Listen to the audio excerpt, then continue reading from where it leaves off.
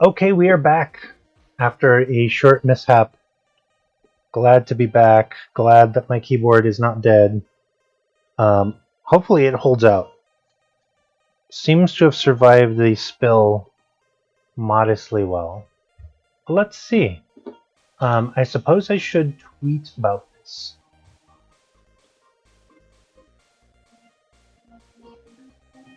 Let's see. Quote tweet, I guess, is the best thing to do right now. Back after some technical difficulties. All right, but here we go.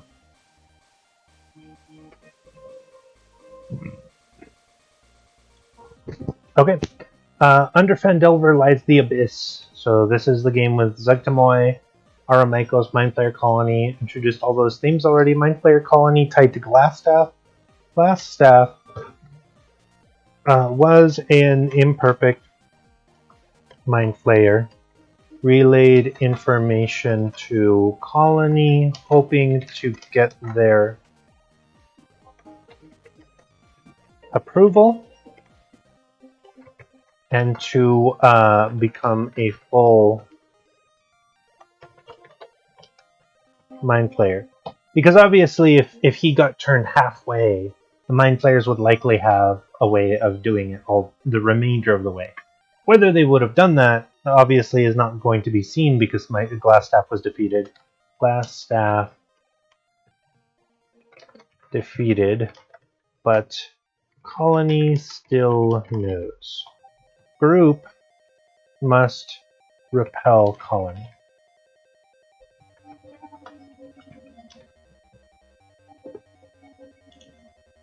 So those are just things to think about. Oh, new player. Simic Druid. Simics are scientist mutoids from Magic the Gathering setting. Let's see, this is a little busy. Let's turn it down. Alright, but here we are. We've got some good ideas so far. This is just kind of restating the purpose. Let's see. We have a ton, and I mean a ton of notes from last time about Blingden Stone. Blingden Stone.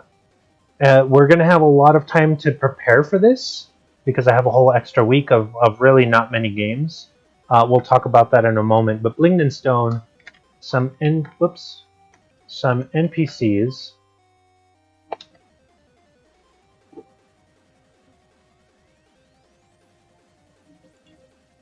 Let me see.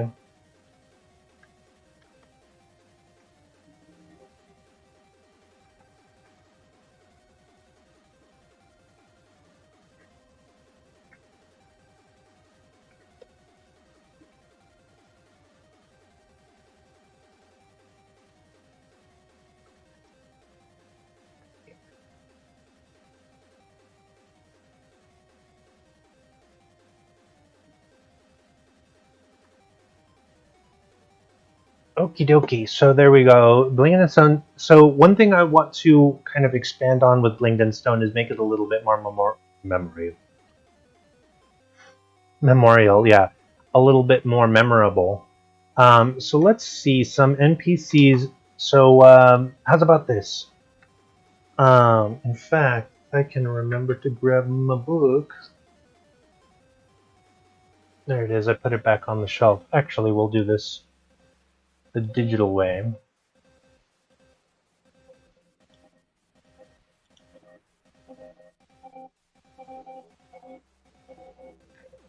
Or not. Hold on.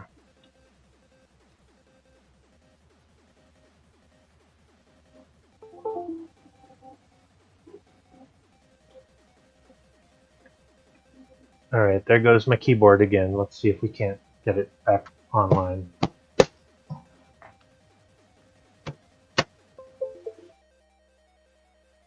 Correct browsing, press F7. Movable cursor on the web page. Select text with the keyboard. Do you want? No. Yeah, that's such a weird thing. Okay. Keyboard is back. I know I am stuck on having to do percussive maintenance on my keyboard to make it work.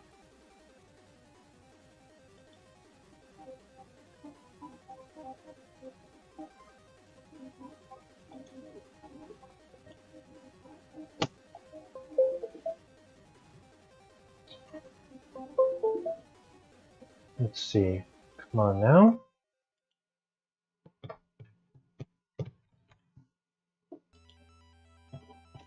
Nope.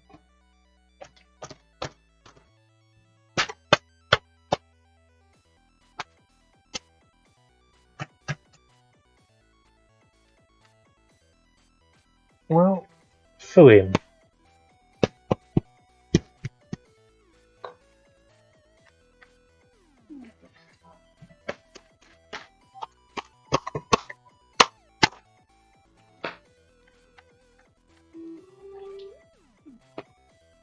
Oh, wow. I guess I did a little bit too rough on the percussive part because I busted out one of the little stands, but oh well. I didn't have it stand up much anyhow. Let me try this one more time.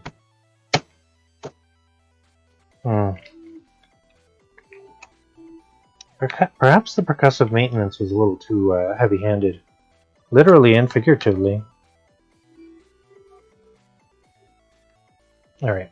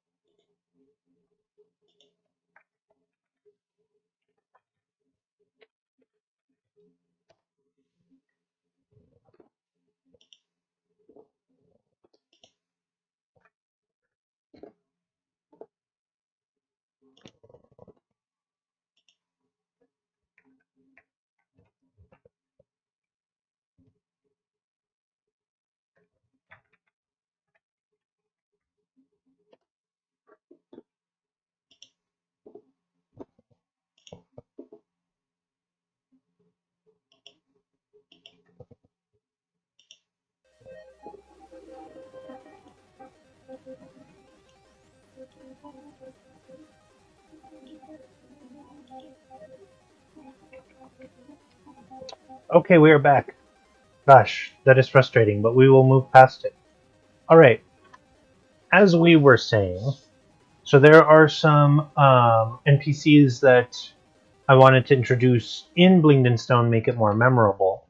Blingden Stone being the Deep Gnome area or the Spurfneblin area.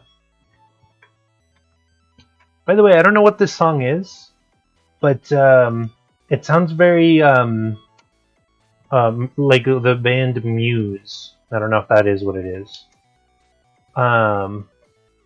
So anyhow, there's twins that you're supposed to meet at the start of Out of the Abyss, because at the start of Out of the Abyss, you're trapped in a jail in a drow prison. And I want to say that they're like, I was looking up their names a moment ago, but their names aren't important.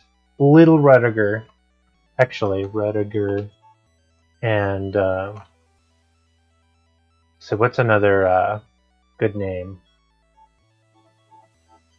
Let's see, Rudiger. I'll think of a different name. Oh, Looney, I don't know if you can hear me right now. Hopefully you can. I wanted to let you know that your name that you thought of last time for the Earth Giant was a smash hit. It was like Granite Smash Fist, something like Bing Bang or something. I'll have to go back and look. In fact, I think I might even do so here. Maybe if I do it this way, my computer won't try and kill itself.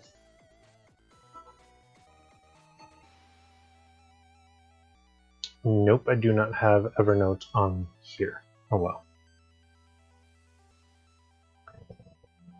I can hear you very fine. Excellent. Okay. Yeah, I think I've more or less figured out my whole sound situation, so that's good. I might have to, after this, purchase a new keyboard, but we'll see. Alright, episode 2.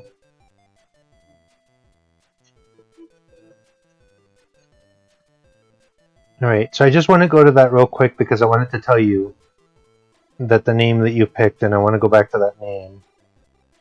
What was it? Halfwing. His giant persona is Granite Fist Crush Hell Smash Boom Bang. And they loved it. It went over very well, so you picked a very good good name. So very happy that my Silly Macho names were very well liked. They were indeed. I wanted to remember to say that to you because it was definitely a highlight of the session. Alright. So we didn't play this today, the Monday game, or Tuesday, which because we play it both days at the school. Next week we might play it Tuesday, Wednesday, because Monday is going to be a planning day and the students won't be there, so we'll figure that out. But all right, so here we go. Rudiger and I know there's another good Bart name that I could throw in here for the twins, but I'll think of it. This is also a really good place to put in Jim Jar. Now, Jim Jar, gambler. These are all things from the book. So Jim Jar's a gambler, smooth talker, might be a god, ? But that's not something that anyone's supposed to know. Although, I think when I ran this last time, too many of the students had read through the book and kind of got the cat out of the bag, so I kept them wondering about whether or not Jim Jar is actually Guard Glitter Gold, but we'll talk about that separately. Are there any other NPCs to throw in here? I don't know if I want to introduce anyone here because the other characters that might potentially be here. Oh man, it's the sound of my keyboard giving out.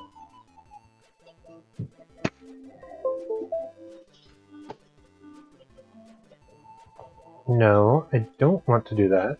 No, thank you. Okay. And then, so Rudiger and ? Might be Were-rats. That's also another secret that's supposed to happen from that. No, thank you. Oh, for heaven's sake.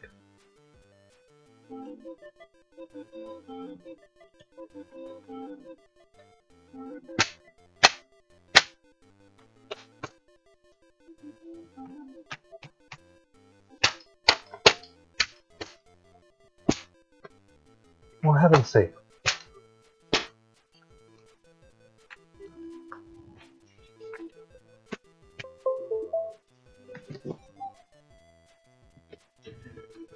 Alright, so Jim Jar, Rediger, and question mark.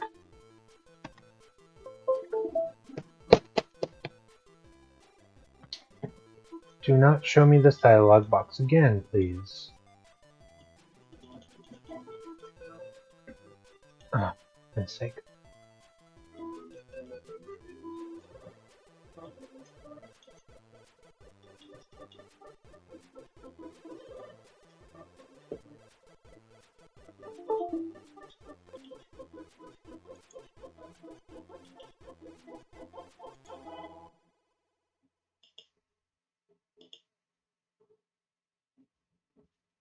It's apparently the week where our electronics are giving up the ghost. My beloved Samsung earbuds died last night. Rip and pepperoni. Let's try this again.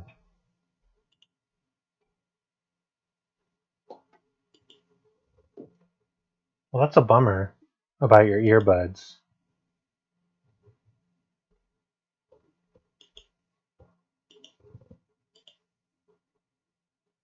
Come on now.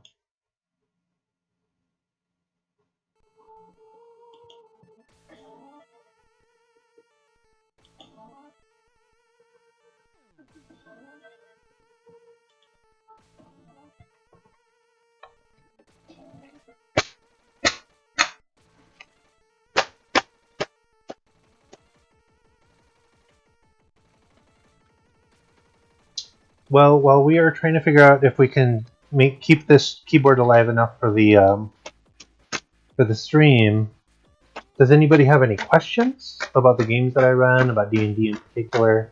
Things that might just be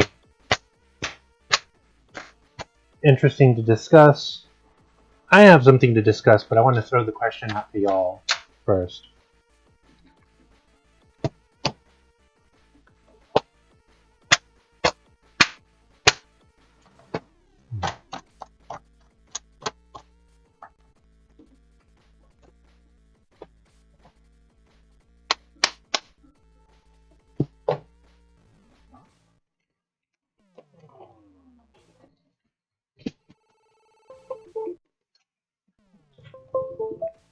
Alright, let's try this again. Do not show me this dialog box again. Will that work? Maybe. Okay. So, we've got the twins. We've got Jim Jar. I want to throw someone else in there. Let's see. It's a bummer my earbuds never last long anyways. They were 5 years old already.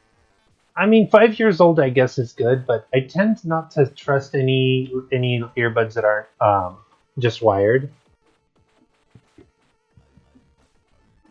I've been a real convert to wired things as of late. Well, wired controllers, wired to basically anything is kind of my jam. See, I have questions about certain D&D in general, but I don't want to derail the stream. I mean, you cannot do a worse job of derailing the stream than my keyboard has already, so please ask your question.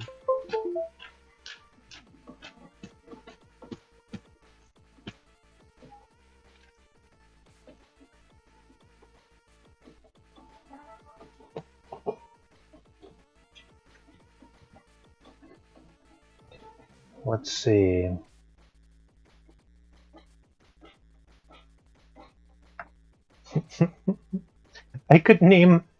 I was thinking of introducing like a gnome wizard, like a female gnome wizard, and call her Brangelina. Because that sounds... Wait, what is going on? Oh boy. Every time I type an A, it pretends like I'm doing an S. Well, we'll have to work around that. Anyhow, that would be almost too silly. There's kind of a silliness threshold that I don't want to broach. So how about, let's see.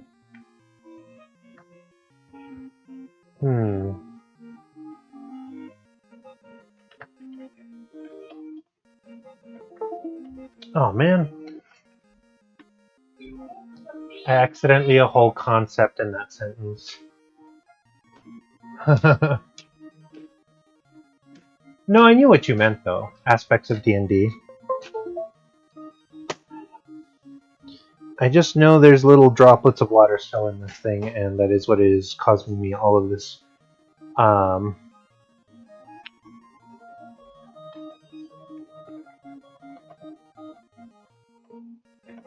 Mary Mariseco. Gnome Wizardress.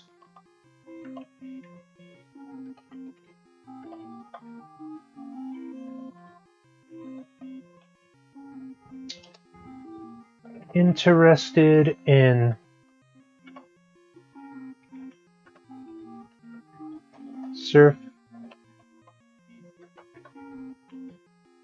surface world.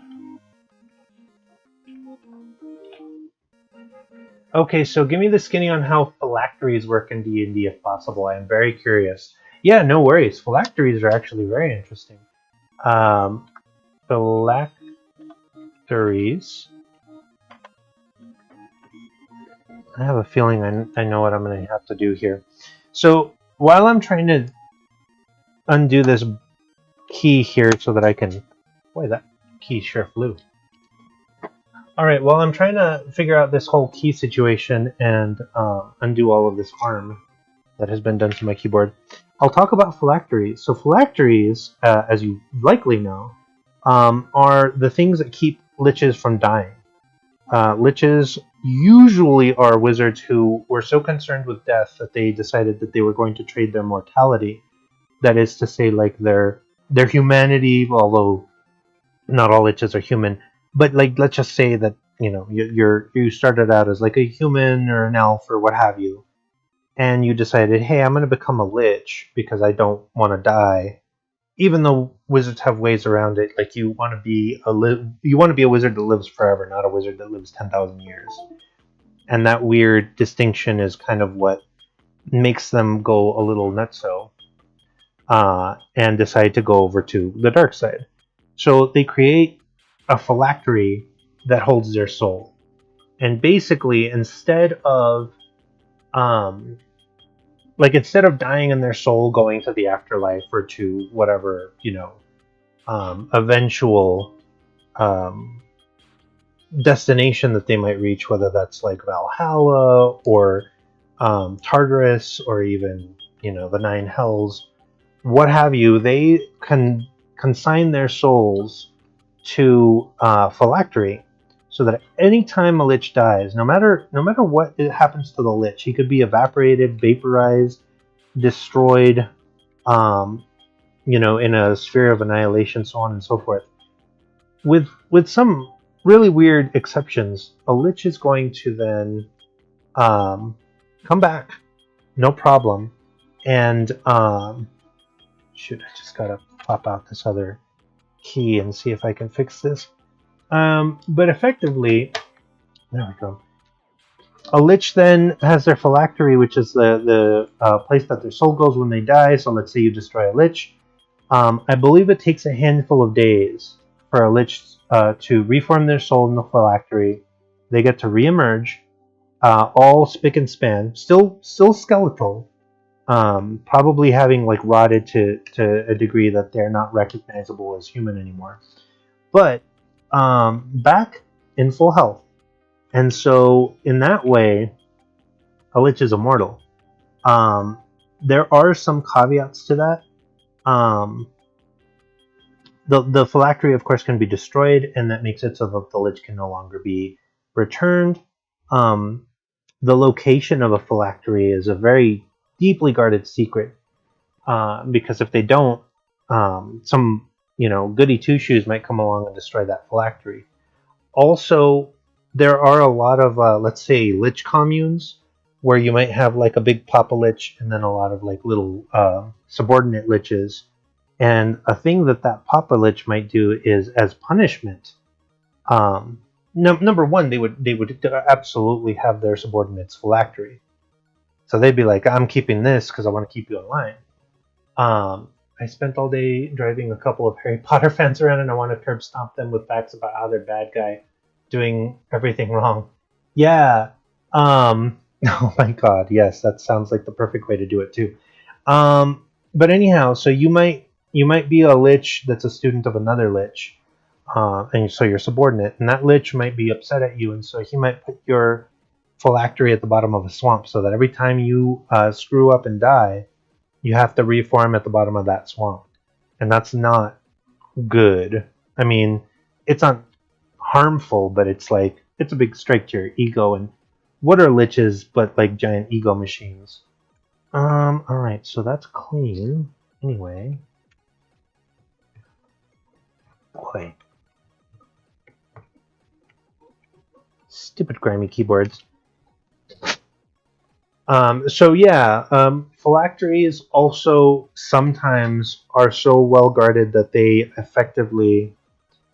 um, they effectively have some kind of defense, and you might have to do something special to destroy that phylactery. For instance, you might have to throw it into the heart of a volcano.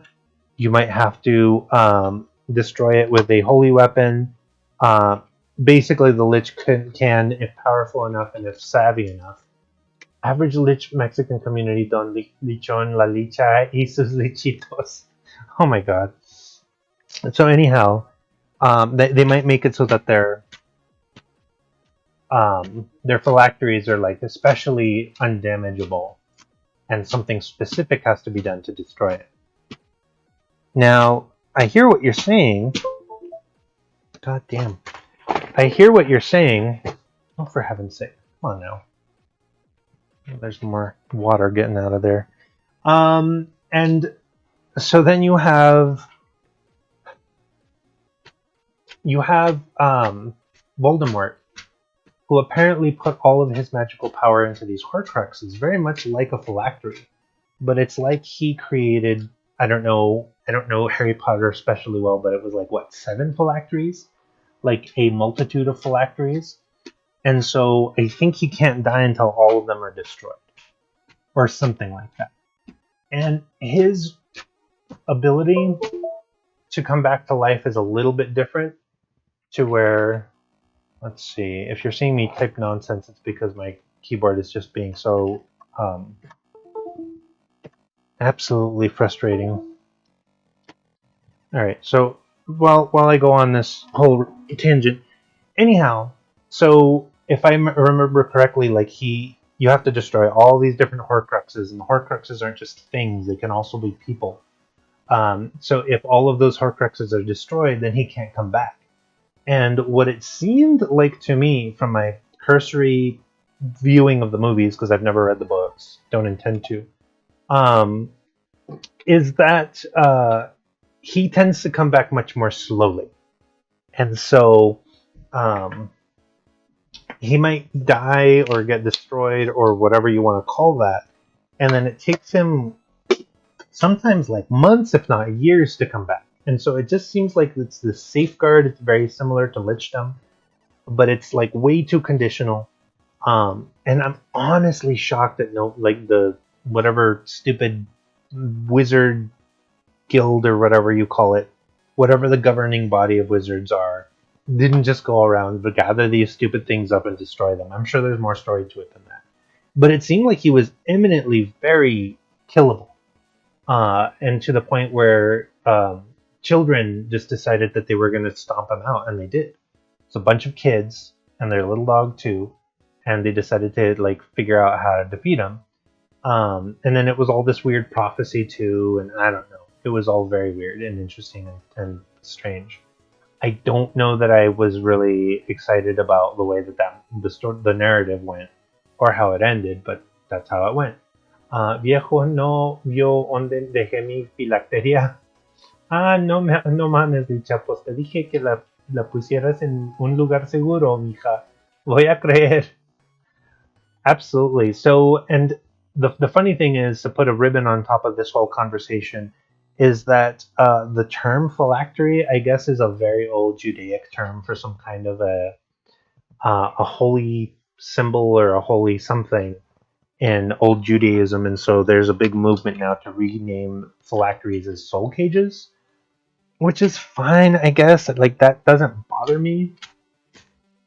Let's see if we can't get this guy going again. You know, it just seems like every time I do, it gets all muddled up again. Anyhow, call them soul cages, call them phylacteries, call them whatever you want.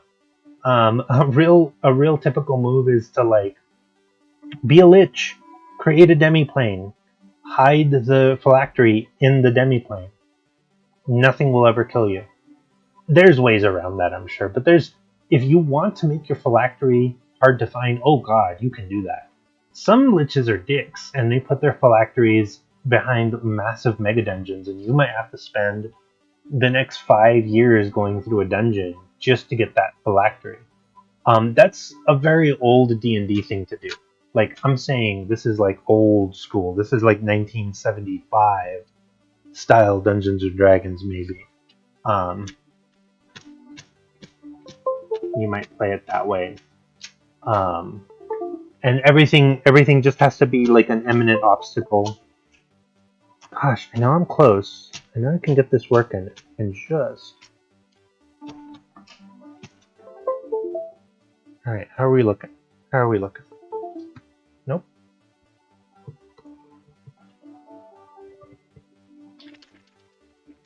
Well, yes, actually, the governing entities in the Harry Pothead universe are dumb and incompetent beyond belief. Just let the children do all the work. What could possibly go wrong? Yeah, absolutely. And although although there are aspects of the Fantastic Beasts and Where to Find the movies that I really like, it is eminently obvious. Okay, so far so good. It is eminently obvious that there is a big governing body because they show that governing body. I don't know what happened to them between those movies and the modern Harry Potter movies, but they obviously don't know what they're doing. And they obviously don't know how to deal with problems from within. And I mean, I hate to be all, like this about it, but it's like if wizards can't be trusted to govern themselves, then should they be trusted at all? It's like, if it just takes one bad egg to be really badass at magic and fuck everything up for everyone, why are we trusting wizards? Like, why have wizards? They certainly don't seem to be doing anything to for the betterment of mankind. They seem to care about themselves a whole lot. And I mean a whole lot. Let's see. Zombie. Gosh. Zombie wizard soul cages. Well, I guess at least I got the A and the S to be fixed. Zombie wizard soul cages, for immortality purposes.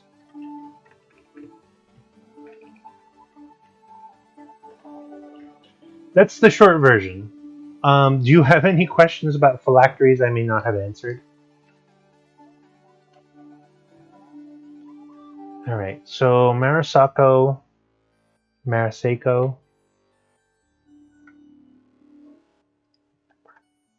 Maybe Marsako is better. Marasako sounds. Marasako. Marsako.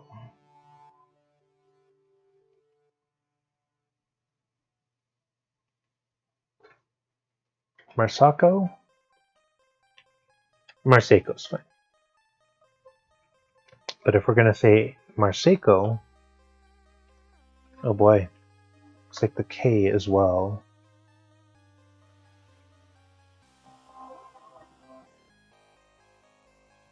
Alright, well, we'll figure it out.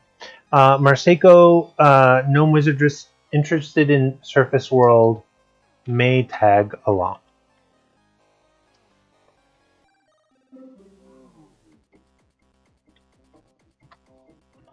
Okay. Cool. That should be good. Potter wizards for so uncertain and only stupid they allow not one but two wizard Hitlers to rise to power. Second one bad enough that the first wizard Hitler's like, whoa, dude, turn it down a notch. Yeah, it's weird. Like, yeah, wizards can't be trusted in that universe. Anybody who's willing to crap themselves and then magic it away instead of like going to the bathroom like a decent creature, like, don't trust them. Definitely don't trust them. And Rowling is just destroying that universe and making it suck with every breath that she speaks. She should. Like, if anybody needs to not have their what do you call it? What's that thing that Britney Spears and her dad they were fighting over? Like, if anybody needs to like have their whole lives lorded over, it's Rowling, because she has no idea what she's doing. But whatever. Yeah, two wizard Hitlers. It's almost like she was trying to make it like Lord of the Rings. Like, oh, we have the super evil guy and I can't remember, Morgoth. Somebody knows that better than I do. And then Morgoth died, and then Sauron's like, I'm gonna take up that mantle and be super evil, and then he got locked away, or I don't know what. Big war with the ring and all that. But yeah, it's like she was trying to draw some kind of weird parallel and be like, look at me, I'm a literary giant too. It's like, no, you're not. Your books are going to be remembered as trifles. They're good juvenile literature, I guess, but I don't know. I don't like Harry Potter. I tried to like it a lot because so many people did, but I can't. I can't bring myself to like it. All right, Marseco, no Wizardress, and then let's see, villains. And that villains. So who did I say from last time?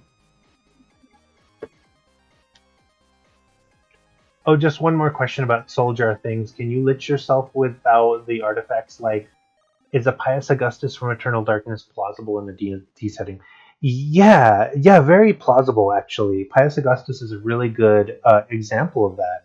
And then if anybody happens to be listening and doesn't know who Pious Augustus is, like, do yourself a favor and try and play Eternal Darkness if you have the means. Whether it's, I mean, if you can emulate it for sure. If you can't for whatever reason, don't worry about it. But if you are one of the rare individuals who has a GameCube and either has or can afford Eternal Darkness, play it that way. But yes, Pious Augustus. I would very much just say that he is number one a warlock, 100,000%. He basically traded his soul, or whether he was willing or not, but he basically had his soul taken or traded by an old one. I think it just depends on which old one, because there's like 3 different realities in that game. And then he gained warlock powers and lichdom, which I could see being the case. It's a basic quid pro quo. They're like, okay, we'll give you powers and immortality in exchange for basically like serving us or serving me, because it's one at a time, as our agent in this corporeal world. And so I think the only way to really kill Pious Augustus is to kill the old one that controls him. And that's even harder. But as you could see, thanks to the help of a 4th old one, well, I'm spoiling the whole game, but have GameCube and a copy of Eternal Darkness, I'm probably rich beyond my wildest dreams. I mean, my goodness, yes. That game, I'm sure that game sells for considerable amounts. Like, I haven't even looked it up in a while. You are lucky, and I wish to play your copy of Eternal Darkness. Except I will absolutely cover my eyes during that damn bathtub scene. That one moment in that game made me cover my eyes and turn off the system. Like I leapt to turn off my system. Anyway, yeah, Pius Augustus would be a modified Lich. His phylactery would be the old one. Which, if you were gonna play in a game like that, that would be terrifying. Like, obviously, Eternal Darkness contrived ways that you could get rid of Pius Augustus. Maybe you'd have to like do like a Silent Hill 4, where you'd have to stick him with a weapon that would like keep him from regenerating or something. There's ways, but like basically you would have to like find a way to get rid of his plot armor at that point, because it's just plot armor more than even a Lich. But yeah, a thing like that could absolutely 100,000% exist. There's not a precedent for that. There's not like a this is what Pius Augustus is, but he's basically a Lich who's he's a Lich who's oh god, what am I trying to say? He's a Lich whose phylactery is an old one, which again is just a terrifying concept in and of itself. Our copy of Eternal Darkness, what's mine is yours. Yeah, well, thank you. I'm sure that at some point we're going to combine our fortunes and realize, A, we have a lot of overlap. Okay, that's still an issue. We're going to have a lot of overlap, and we're going to fill in the gaps of our collective collections, I guess you could say. But yeah, I think it's going to be very interesting to create the spreadsheet of all of the games that we own once we are together, which is going to be fantastic. So villains, and of course I started to look up this information, and then I got distracted with my stupid keyboard. Okay, going back. Entomox Boon.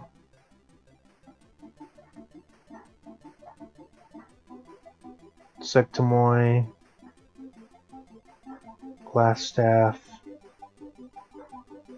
Demon Lord Menace. So there's a particular villain that I wanted to kind of highlight here, because I'm not going to use the Pudding King.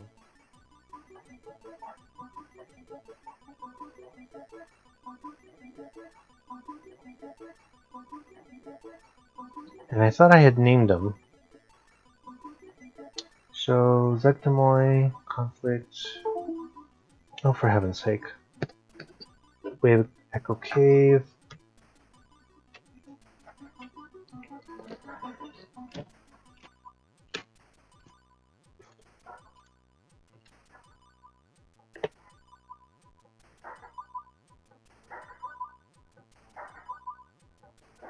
Entomox Boon, Archon named Malachite, that's right. Group travels with gargoyles, that's like Vidoxaz.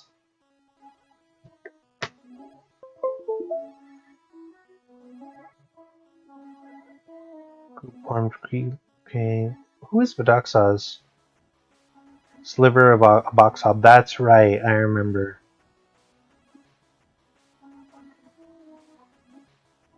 Duke of Havoc. Okay, I'm remembering now.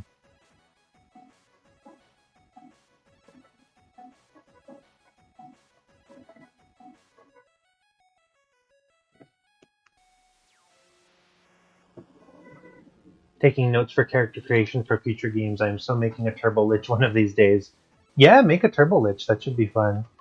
Let's see. Yep. Okay. Villains. So Vidoxaz. And what is he? He's a kind of demon lord, born of a Boxob. What are you gonna tell me here? Nope. Okay.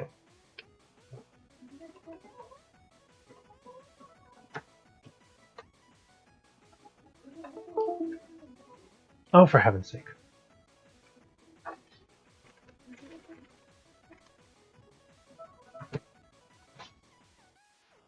So the question is, if you're going to create a Lich,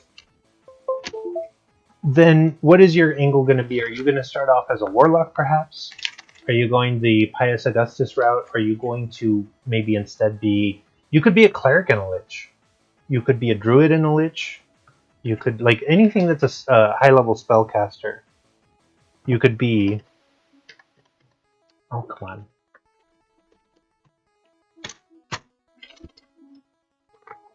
Never have I been so frustrated with the keyboard.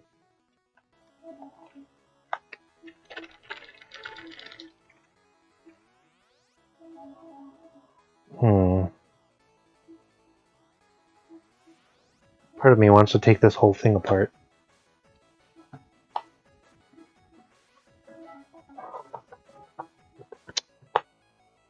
But yeah, there's also like wizard liches and sorcerer liches. It gets all into the weeds on that. So there's some interesting options, for sure.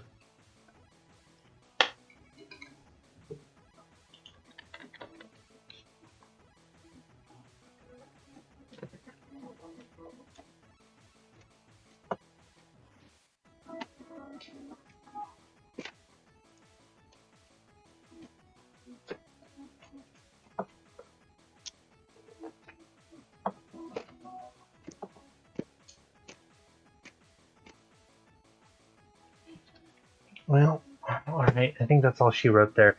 I am certainly going to go the pious way, but with an aim to overthrow the elder creature and just end all of creation. Exted did nothing wrong.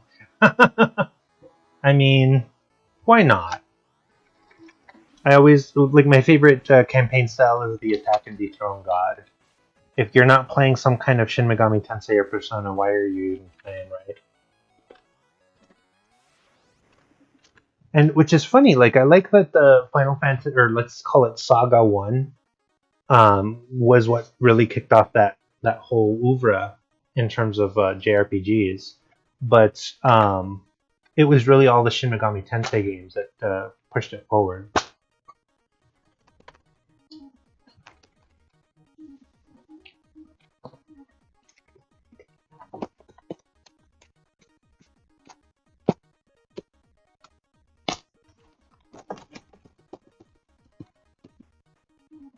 Well, that might be it.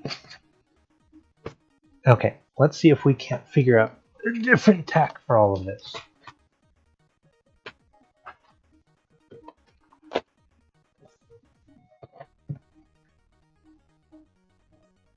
Oh boy.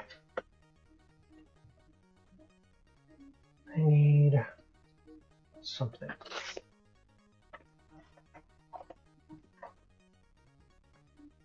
Who wants to rule the universe when you can reduce everything to zero? Nobody suffers that way. I mean, that's like the past Thanos way of doing things. You know what? With every passing day, it sounds a little more appealing. Holy cow, this was very dusty.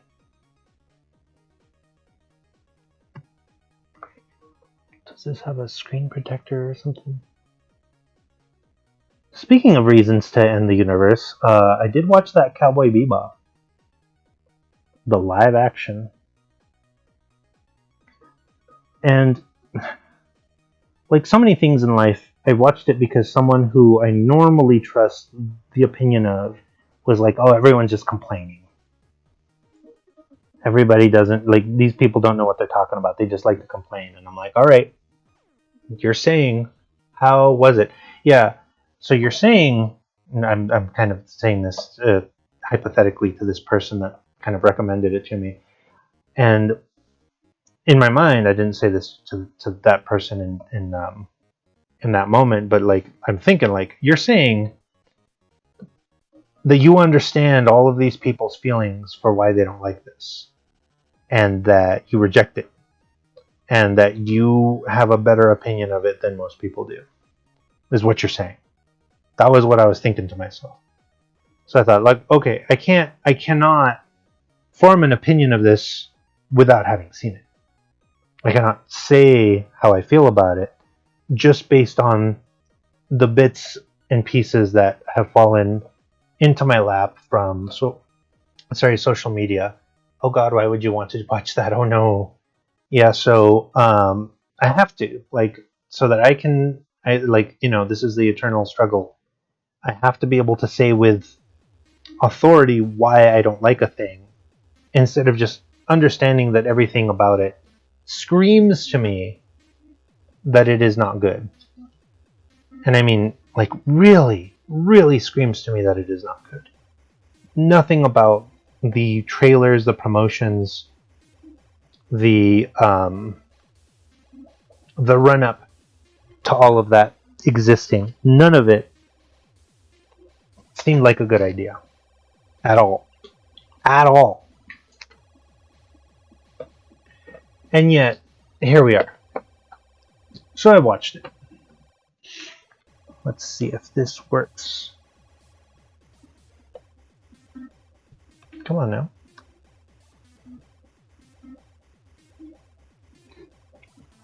Cowboy Nestle starring Spike Spiegel. Yeah. So okay, let me start with the good. The gentleman they got to play Jet, phenomenal. Knocks it out of the park. If you close your eyes and just listen to him talk, it sounds like motherfucking Jet from the English one. I mean, if you're looking for something vis-a-vis the Japanese version, like I can't do anything for you. I'm sorry. Let's see. Can't update Microsoft Edge. I don't need you to.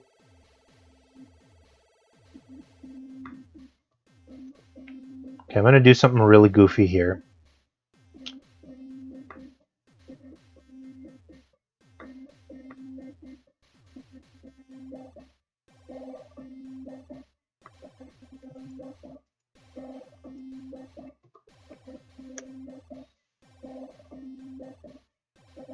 Nope, that didn't work either.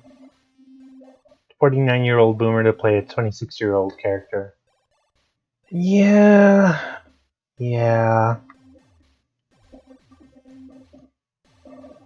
Let me think.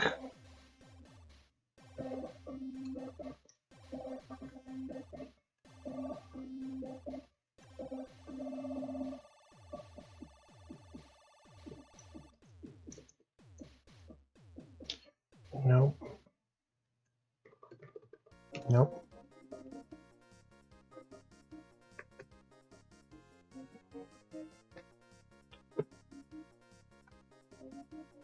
Yes, it's me.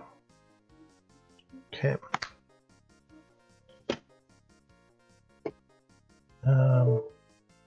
Nope. All right. Where are we?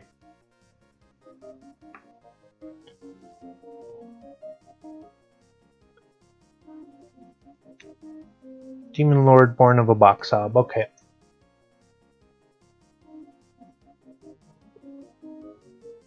Imagine casting a telenovela tier actress as Faye Valentine. So, okay, let me go back. Good things. Jet Black, good actor. Like, he did a really good job. I really like the actor they got for Jet. A lot of the little differences that they've done for the show turned out really well. I think.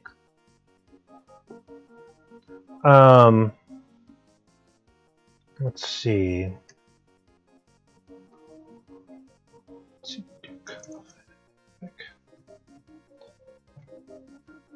There were like a lot of little differences. The graphics have kind of caught up with the times where it's like the things they were trying to do with like things like holograms and technology all look like it was supposed to.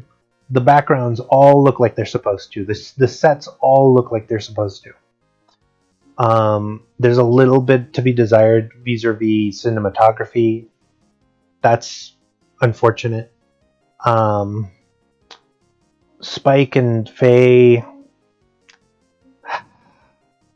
they both, the most important thing that I know that I took away from watching the first 4 episodes or 5 episodes is that Spike and Faye lack the effective charisma and confidence of the original characters. They don't walk around with the swagger. They don't walk around with this like know-how attitude of like, I know what I'm doing. There's some really, I want to say cute, but I mean cute, like silly cute moments between Spike and Faye where their lack of confidence kind of like draws out the characters in them, but they're not who they were. They're not Spike Spiegel. They're not Faye Valentine. They're facsimiles. I mean, the entire production feels like it has a budget and production values of a 1994 Eugenio Derbez comedy show. That is not a compliment. It's, you know, they did throw some money at it, and it does look and sound good. Obviously, new music from Yoko Kanno is amazing. There's like nothing you can say about the music from Yoko Kanno that won't just make it better. They had to do that, and like they couldn't have succeeded even to the modicum that they did without that. Let's see. What I wish is that I could edit this in real time, but I cannot. So shoot. Send note face. Nope, that's not what I want to do. Upgrade. No. No, this is like they want to sell me something. How's about no?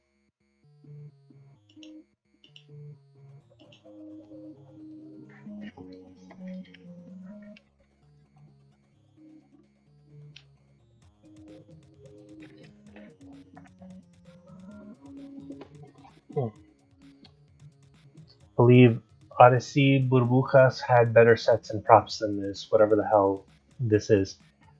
I did agree with the what am I trying to say here? The criticism about the colors being muted. That I wasn't a big fan of that. That isn't throughout the entire series, but there's a lot of places where they could have done a better job of coloration. I haven't watched the episode with Ed yet.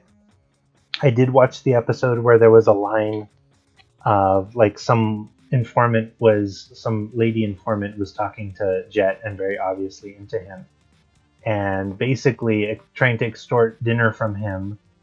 You might have seen this scene. She was trying to extort dinner from him, and he said, "That sounds like blackmail."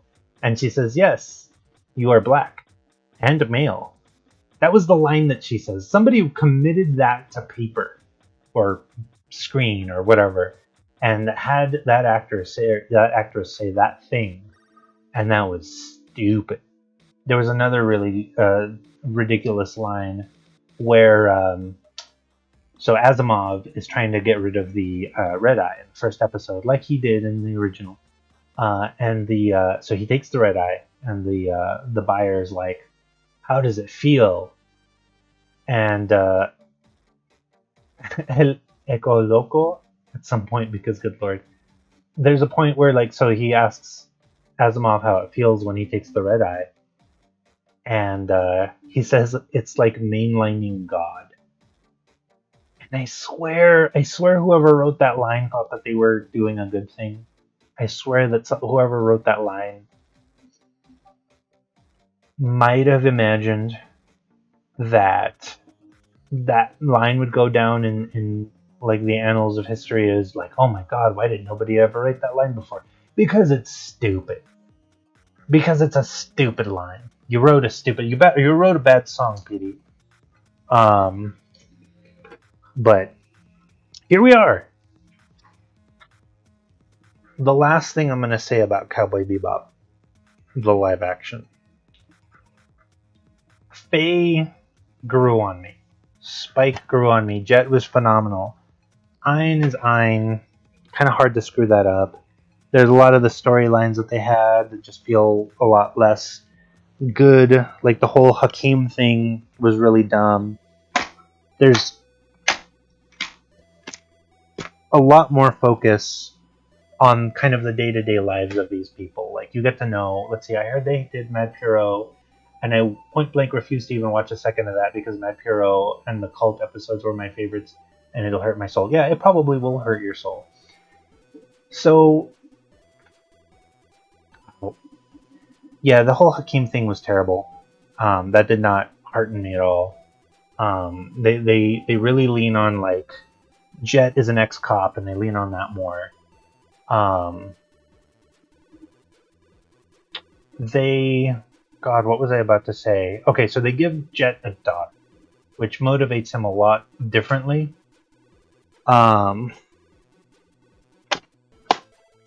There's also an extended scene that takes most of an episode, and they go to a brothel. They cuss a lot more. There's nudity, and it kind of feels like they're trying to turn Cowboy Bebop into The Wire, especially because of the scenes with Vicious. And so that's where I'm going to say everything to do with Spike Bay. It took a while for it to be like, okay, I can accept this. Jet, really good. Vicious is horrible. Horrible. Apparently fucked with the green bird scene, and that is unforgivable. It is heresy. Which is the green bird scene? Is that the bird that Vicious has?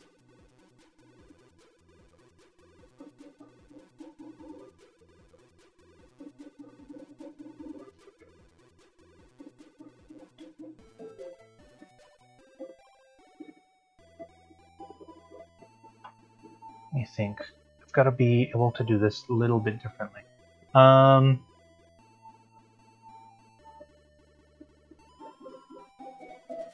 Alright, pardonnez-moi s'il vous plaît. I'm going to try and change this around a little bit, because I don't think this will work unless I do it a different way. Oops.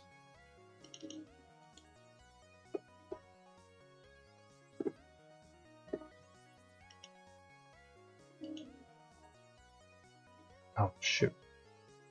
Trying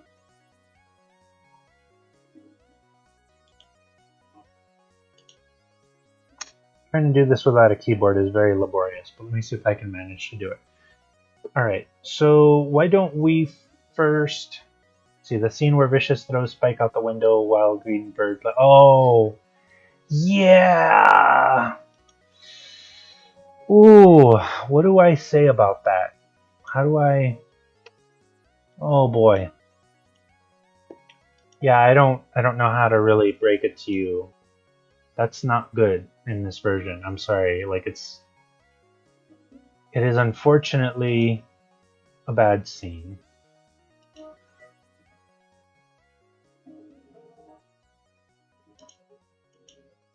All right. History.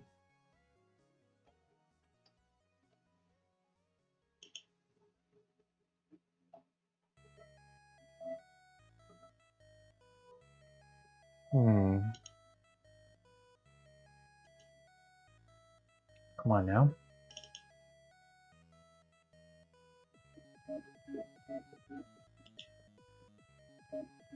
Let's try this.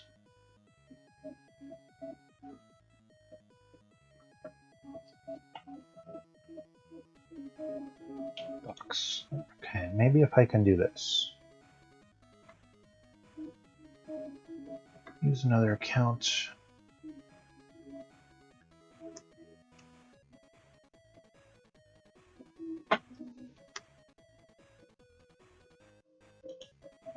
Blank. But yeah, everything to do with Vicious is like they tried to mix The Wire with Gungrave, and Vicious is the entirety of that. There are entire scenes that take place between Vicious and the Syndicate. They take place like they really want to make Vicious a character. They really want to like bring you into like what Vicious is, and it kills everything about Vicious from the previous one. I don't know, Looney, if you saw the tweet that I tweeted earlier. Vicious just looks like Lucius Malfoy. Speaking of another Harry Potterism. But let's see if we can make this work. Come on. Drive.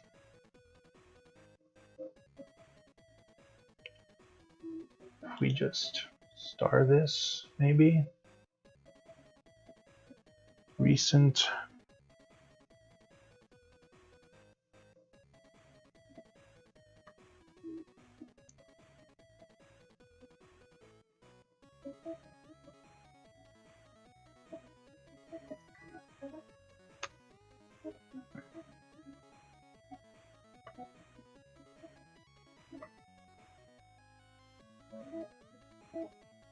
Oh, come on.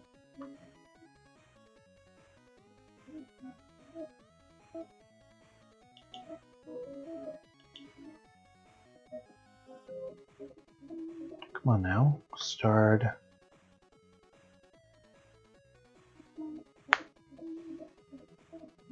thank you. I feel like I was going somewhere with all of this business. Actually, maybe if I go back. One of my staff lads said Netflix should do a live-action JoJo's Bizarre Adventure, and I damn near had an embolism. If they do that, I will start doing violent things. Yeah, they shouldn't, and they couldn't. No, that's why this didn't work. I'm in the wrong spot. Okay.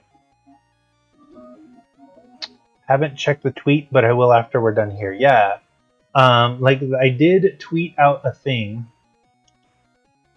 And swear to goddamn God, Vicious really, really just looks like Lucius Malfoy. He doesn't look like Vicious at all. The kind of weirdness that they have imposed upon everything.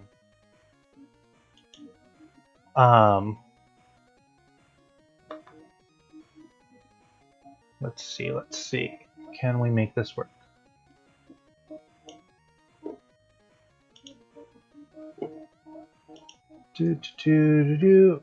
Okay, so far so good.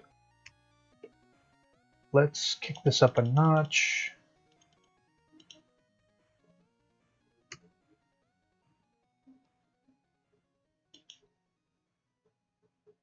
Let's do 32. Whoops.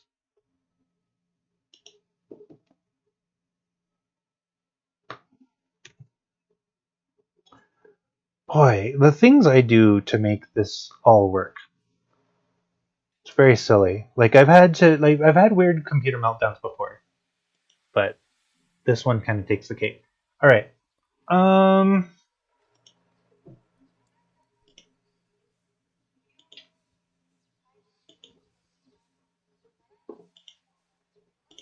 Okay.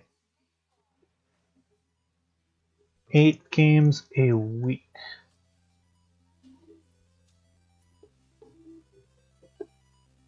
And let's maybe move it like this. Okay. Much better. Much better.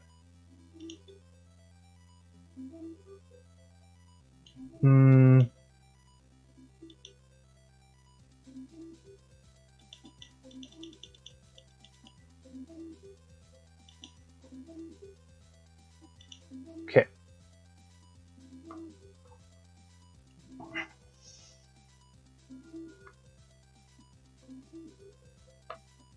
So Monday, we already know. I'm going to bring up my other notes. Haven't checked the tweet. Okay. So, but yeah, everything to do with Vicious. And I mean everything to do with Vicious is just terrible. Just horrible, awful. I don't like it. I just wish that they would not have anything to do with Vicious. Period. Like, I just wish they would stop touching all of that. Which is a shame because, paste. Close. God. Paste. Why the fuck? Paste. Actions are unavailable using the edit menus. Why? Why? The whole point is that I don't have a keyboard. Ugh, this is so frustrating. Paste. Okay. Well, whatever. Alright. Look at what they did to my boy, Porca Miseria, Figlio di Puta. Yeah, like everything with Vicious is just so horrid. So horrid. Let's see. Under Fandelver lies. Thieves. Main themes. Segtamoy. Main villain. I'm just writing this all from scratch again. Remember Aron Mycos. Mind Flayer Colony. And then when my keyboard works again, I'm just going to copy paste this back over. Whatever. And who knows? Maybe I'll even use this next time anyway. Mind Flayer Colony tied to Glassstaff. But yeah, The fact that the whole vicious thing sucks is, like that's half the whole story. Need a keyboard? Yeah, I probably do. I spilled soda on my keyboard and it's been in and out. But to be completely honest with you, I'm probably gonna just run out tomorrow and grab like a $10 keyboard from Walmart tomorrow or something. Anyhow, let's see. Armicos.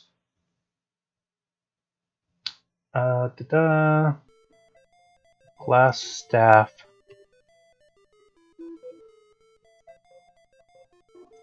Imperfect mind flayer. Hoping to relay info to colony to get favor and be turned full flare. Glass staff defeated,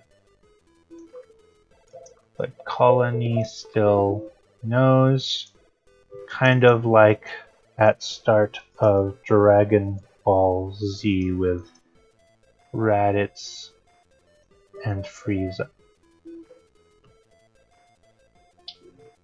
That's right, new player, Simic Druid. Simics are scientists, mutoids from Magic the Gathering. Blingdenstone. Add more NPCs, including ones from the Book of the Abyss. Let's see, Jim Jar, Gambler, Smooth, Talker, might be a god? Question mark. Twins. Rudiger. And I still can't think of another one. Like, if you can think of an alias Bart uses, like Rudiger, let me know. And then Marsako, Gnome Wizardress. Interested in Surface World, may tag along. Villains. The Dox Oz, the Demon Lord, born of a box ob. And these are all things that we already knew from before. Let's see. But we're just kind of restating the purpose, which is okay. We're getting ready for next week. Let's see. Duke of Havoc. And then we're going to say, so he is Chief Worshipper of the Dox Oz.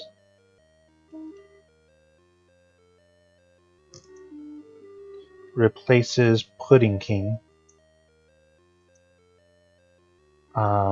So that's two really important questions for when they actually have to fight him, which it won't be for a while.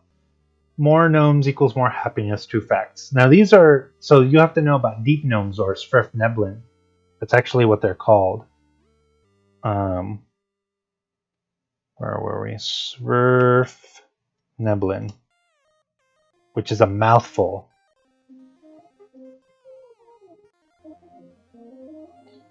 Because Sverfneblin are the equivalent of the Underdark Gnomes, where the Duergar are the equivalent of the Underdark Dwarves, and the Drow are the equivalent of the Underdark Elves.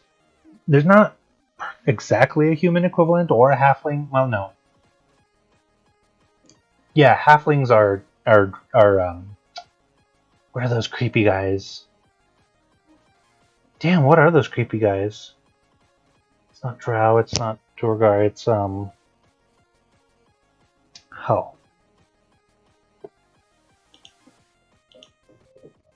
Well, I'll think of it. Darrow. Darrow are like the underground, the Underdark halflings. But anyways, so yeah, replaces Pudding King, so that brings up two very important questions.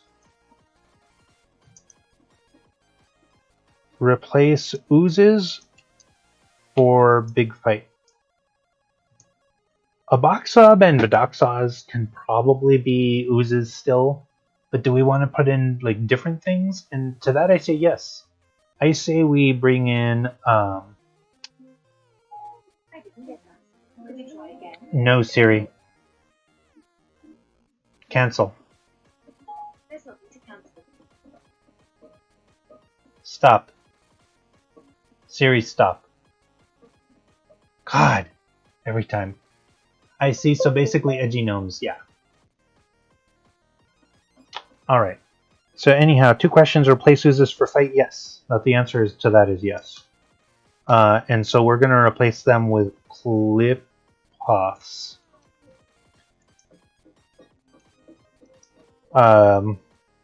Creepy proto-demons that look like a mix of all beasts. So for instance, a fly mixed with a bat mixed with a spider. So I'm going to have to do research time. Research, what do you call them? Research Clipoths. I think they have a different name too. I can't remember. Quarian? No, not Quarians. But they are what a boxod is. Let's see, do I have to? Yeah, there we go. So research Clipoths, so that I know what to throw. It'll have to be lower level ones. Siri, cállate a la verga. Yeah, exactly. Every time with Siri. Every time. Anyway, Clipoths, and then the second question. Do we need lieutenants? Yes. So underneath the Duke of Havoc, we're going to have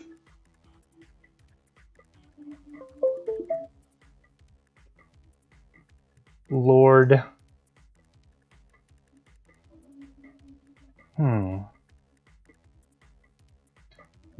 Lord Sanguinus and Lady.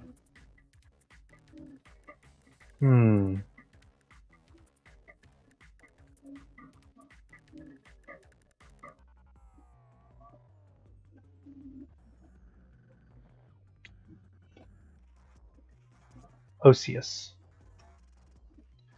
will turn into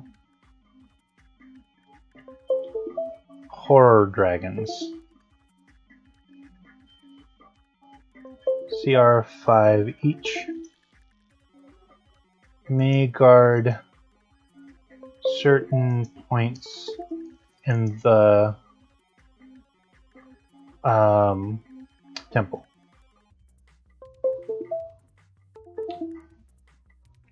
Alright, that's enough out of you.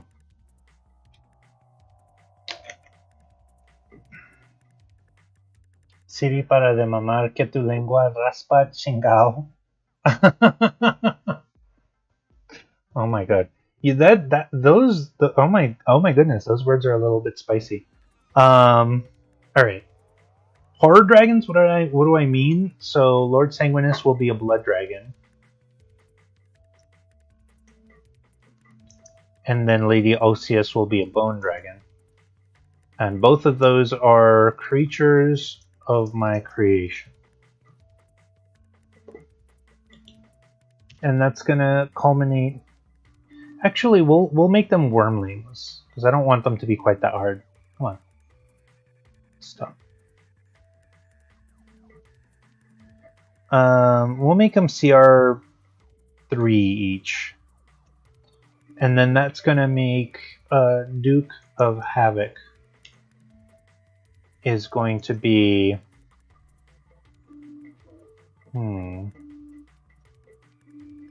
Limmatic Dragon.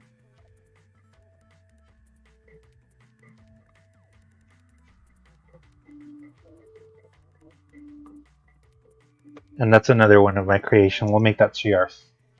Actually, no, I can be a little bit rougher with them. I'm gonna make these CR4 and I'm gonna make this CR8 for the boss encounter. I might even just 8 to 10, depending on how tough they are. But yeah, I created horror dragons for a book that I wrote.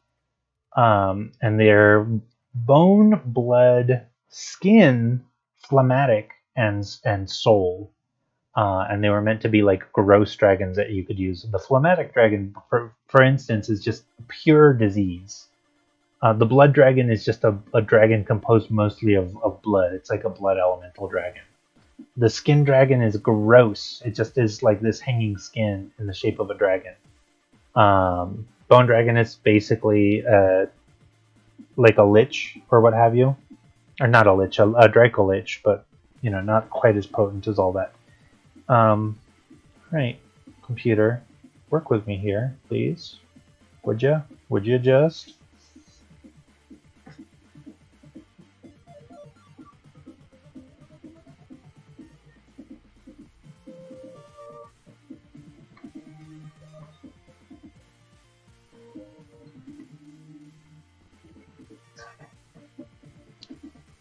Okay, I recognize that I have not turned this side computer on in quite a while. Wonder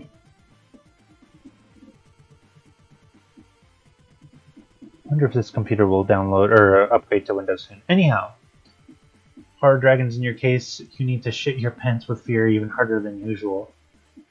Yeah, and these horror dragons were meant to be like really spooky and creepy. Like you don't just fight them. To colony, to the colony. Would you stop with your stuff? Zoom. Yeah, fine. Update Zoom. I don't care. You see a horror dragon, then turn around and ask your party, Oigan, raza, ¿los pedos pesan? No? Ta padre, entonces me cagué. Yup, that's the terrible stuff that happens. Thankfully, I did not do a poop dragon, because that would have been the worst. Did not do that. Have no plans to do that. The world is safe for now. Alright. God damn it, Zoom. Would you get the fuck out of here? Alright. And OneDrive, nope, no thank you. Okay. So, I think that's good for now. I spent an hour and a half just talking about the Monday game. Tuesdays. So, Klaus the Gnome. And don't worry, Looney, I'm not going to give anything away here. I think I said last time I was going to do some research. Let's go back to the research I was doing. And let's just scheme to... Ah, yeah. I'm supposed to research Karameikos, and I have not done that yet. Let's see, 8 games a week. Episode 3. But I have lots of time this week, so I can absolutely do that. So, Klaus the Gnome.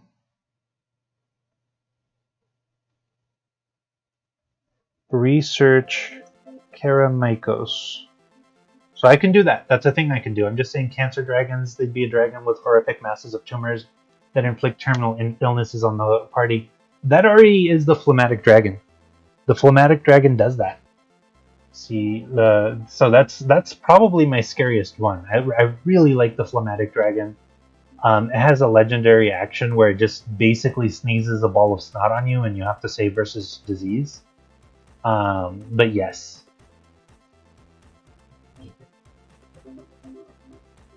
You should be afraid of the phlegmatic dragon because it will make you sick and you will not get better. Blood Dragon 2. It makes you sick, but in a different way. Just wait until I get out my hepatitis dragon. Alright, so research Karameikos, but for real this time. Wednesdays. And Wednesdays are 2 games. I need to see if we're actually gonna play this week. So, no Monday game. Tuesday game is yet to be seen, but we may play that tomorrow. Hopefully, fingers crossed. Which means that I would have to spend my morning researching Karameikos, but I can and should. Where was I? 2 Wednesdays. So there should be 2 games Wednesdays, but we canceled our Wednesday game because of the holidays. At least the second one. The first one might still be on, and I'm gonna have to double check that. Then our Thursday game got canceled too. One of our Friday games got canceled. Saturday, I'm actually doing a different thing, and I'll be streaming. And Looney, I'll give you the details of that in case you want to come watch. But someone else is going to run a game, like a one-shot, and I'm going to be in it, and that should be fun. And Sunday, I don't know if Sunday's happening yet. We're still planning for them, but that's where we're at in terms of games. I think I have 2 maybes, 1 still playing, 1 maybe. So like, no, there's 3 maybes and 1 for sure that we're playing this week. So this week is super light on games. So we'll see how that all ends up going. But all right, so Tuesdays are fairly well and done. Let's see, Wednesdays as they were presented vis-a-vis. Oh wow.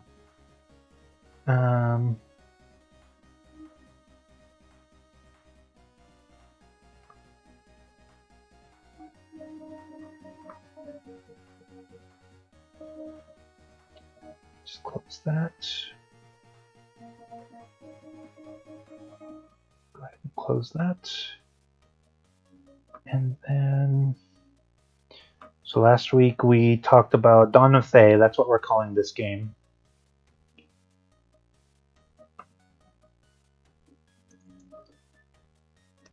And this is the game that is Lost Mines of Phandelver that will be going into kind of my own homebrew, dealing with Thay and the Netherese wizards.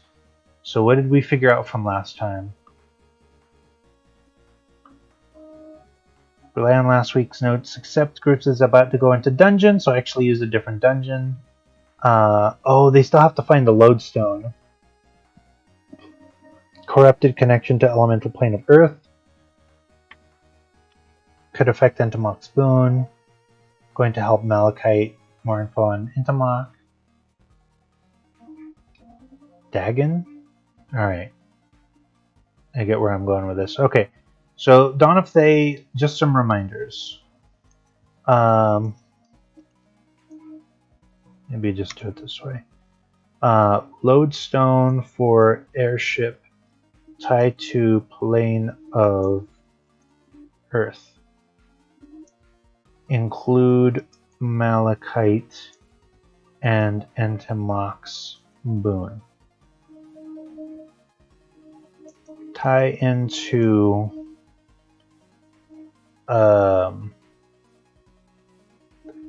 let's see, what are we calling it? So the Monday game under Phandelver, that'll tie into under Phandelver. So that's kind of the working plan.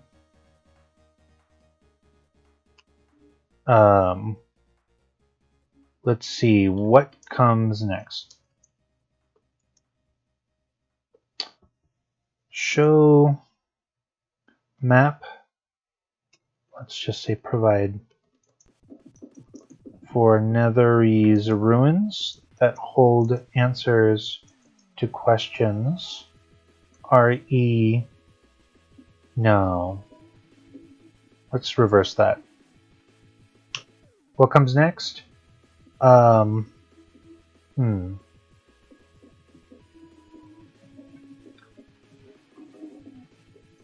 Netherese prophecy states that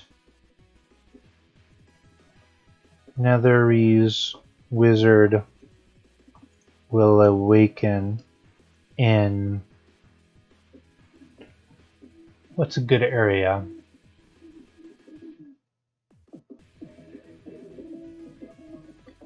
Okay, this is going to be some on-the-spot research.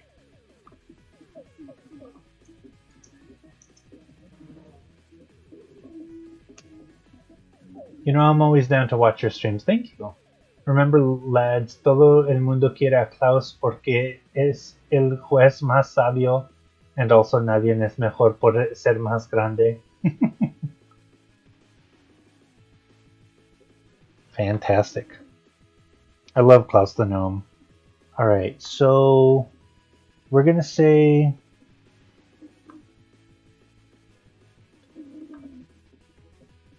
Man, I didn't realize Gauntlgrim was that close. Oakhurst, the Sunless Citadel. Oh, yes! Yes! Okay, that is fantastic. Oh man, this map is amazing. I don't know why I never saw this before. Umbridge Hill, Gnomengard, Tower of Storms, Haunted House, Saltmarsh. I get it now. Interesting. River Tor. Butterskull Ranch. I love that as a name. Thunder Tree. Wow, Thunder Tree's really that far up, huh? Tower of Twilight, Long Saddle, Mogger's Mound. Okay, Sunless Citadel though. That's a whole adventure. So we are going to say Netherese Wizard will awaken in Sunless Citadel. Group must travel there to stop the Thayans from getting there first. We'll say Thaddeus will lead them there and provide context. They're going to get to meet Meepo.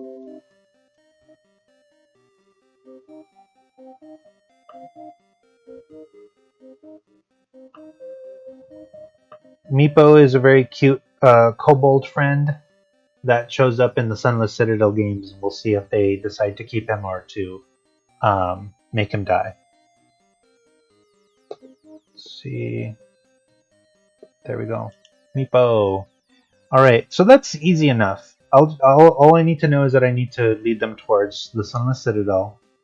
However,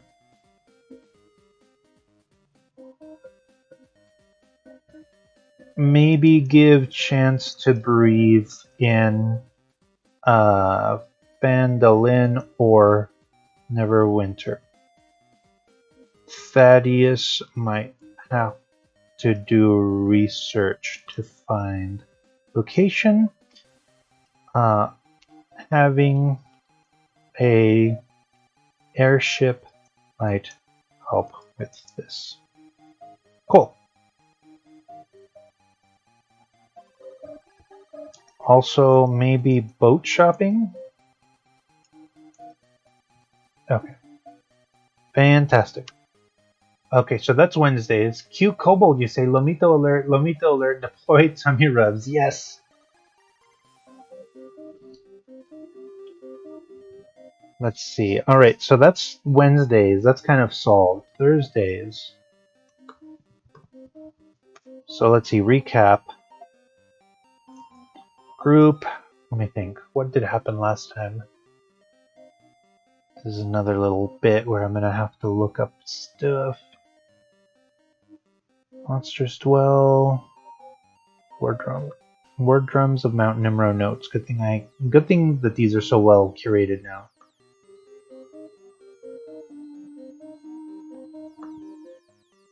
Alright, yeah, so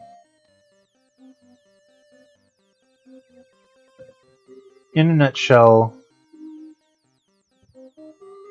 group figured out to go. Well, let's start with this.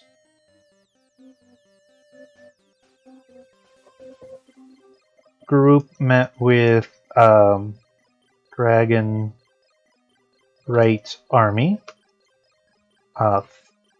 Captain Thera Sunkissed was very to the point.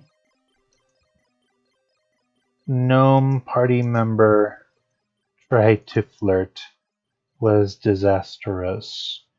Party was told and decided to go after the forces of Daznalov. They found undead, what do they call them, Gromek, who were killed by giants and revived by a necromancer.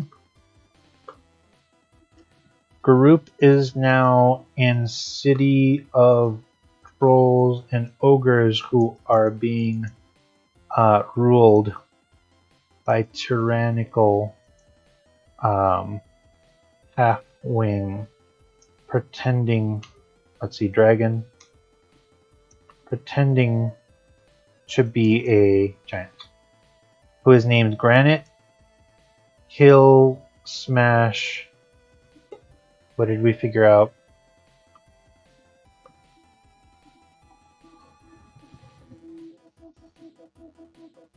Granite, Fist Crutch, Hill Smash, Boom Bang.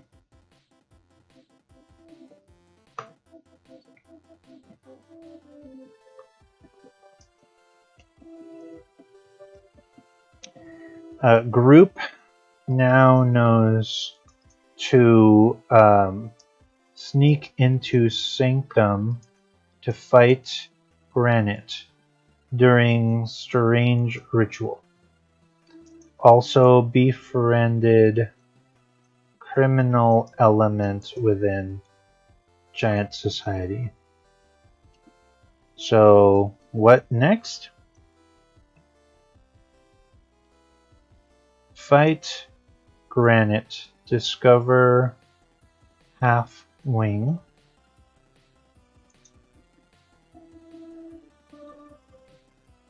and then learn more about Daznalov. Daznalov in nearby mine, getting materials for ritual to revive or restore Shantico. There was something else about that I wanted to kind of explore. There was something about Daznalov being in that mine. Let's see.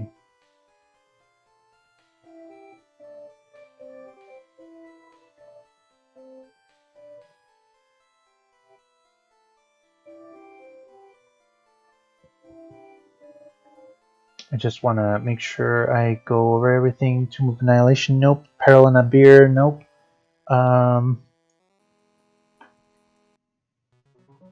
Two-layer actions layer, gargoyles get, okay, trick. So yeah, I've got the whole fight with Half-Wing all set up. Should be really fun. Giant commanded by Daznalov.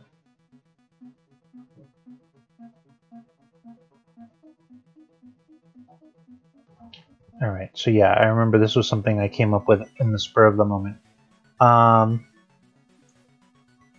Let me think. So Daznalov is in a nearby mine. He's mining, so getting materials for town. And ritual to revive or restore Shantico. May also reveal an old one shrine that may influence the outcome. Is there another old one that is influencing the events? Maybe the one that created the Rune Heart. I want to do something with that because the Rune Heart is kind of fallen by the wayside. So let's say Daznalov unleashes a creature in the mines. It is a Thakwa, which is tied to the old one that created the Rune Heart and may speak with group and be nice, but asks group to help it restore old ones and obligated to fight when they refuse. If they pretend to help, the creature may disappear and wreak havoc, thinking they are allies.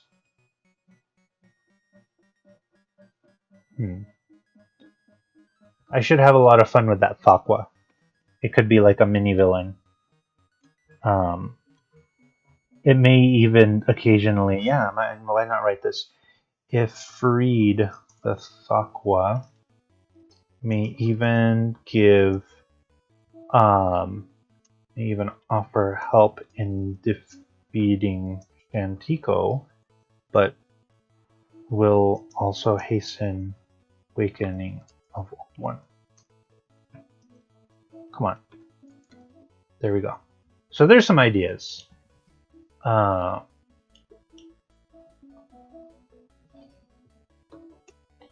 what is a Thakwa?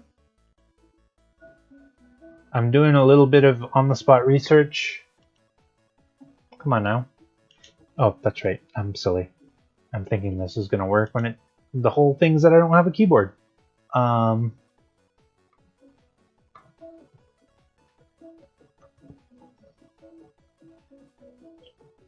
Shoot. The Thakwa is not what I thought it was. It is a Lovecraftian creature, but it is not the one that I imagined. Give me a moment while I look.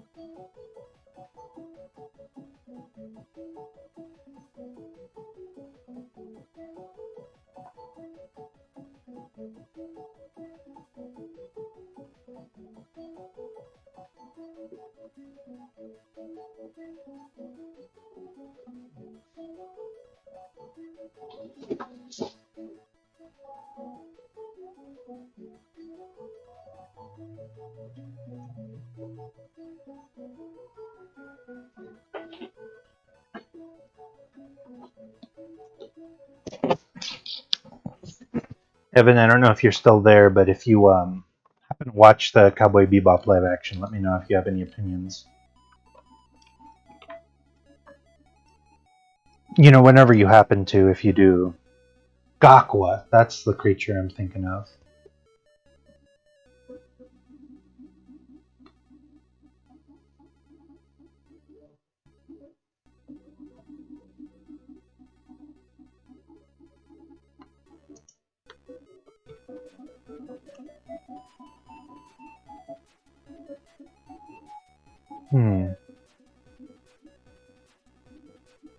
So it would appear that whatever the Gakwa is a creation of Palladium fantasy. It's very Lovecraft-esque, let's say. But demonic slug, hellish larva.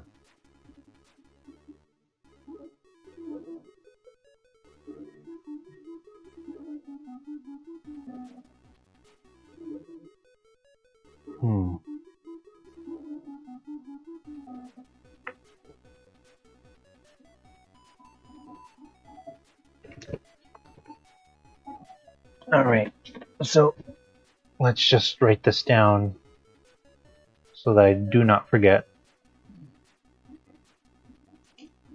Gakwa, and it's not a proper noun, so.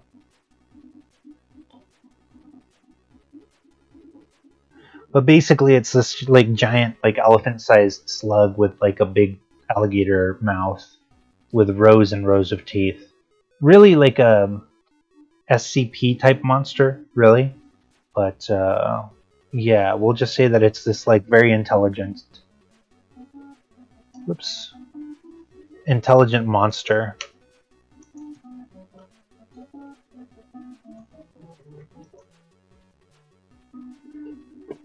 I mean, Ithaqua is basically a Wendigo with an entourage. Yeah, Ithaqua. Yeah, the whole Aqua thing is kind of crazy.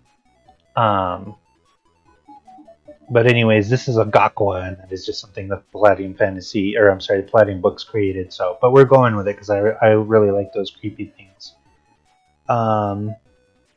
But basically, it's just this like giant creepy slug with a giant mouth or whatever, and it's smart. It is devious, and it is also very like charismatic. It's not like a slathering monster, although it looks it. It's going to appeal to the characters and just say, "Hey, we have goals that we can help each other with. Why not do that? I'm going to offer you a lot of power in exchange for helping me wake my masters. Then the masters will be awake, and I can maybe negotiate for you to be killed with no pain. And won't that be great? Won't that be a lovely, wonderful time for everyone?" But all right, that sounds good for Thursday. That's kind of setting up a lot of interesting things. They can fight and kill the Gakwa if they want. And it is. Why don't we just type that down? It is going to have, if they fight it, the it will respond with powerful psychic crushes. Before it dies, it reveals that the rune heart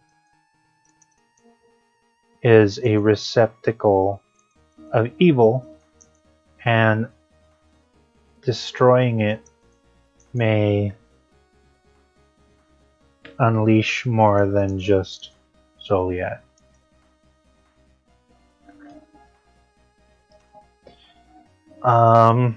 We'll say, if asked nicely, even while dying, the Gakwa may reveal that the rune heart can be undone on a rune forge without danger. But Zoliad will still be free. No, that sounds like it's too many steps. I just want more information about the rune heart. Let's revise that a little bit. Meanwhile, Aqua's an elder god of Euro pop with very good rhythm and catchy vocals. Well, did you notice how many times in an Aqua video that they were fighting a giant octopus? There were some Lovecraftian themes in there.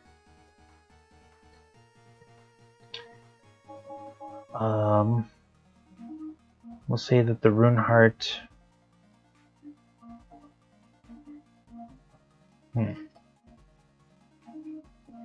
reveals that the rune heart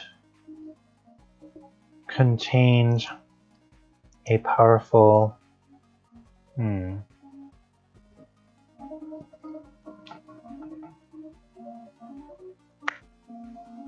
What do I want to say about this thing? So the rune heart has this evil dude in there. Going to be very dangerous when he escapes. I feel like it should have an additional secret.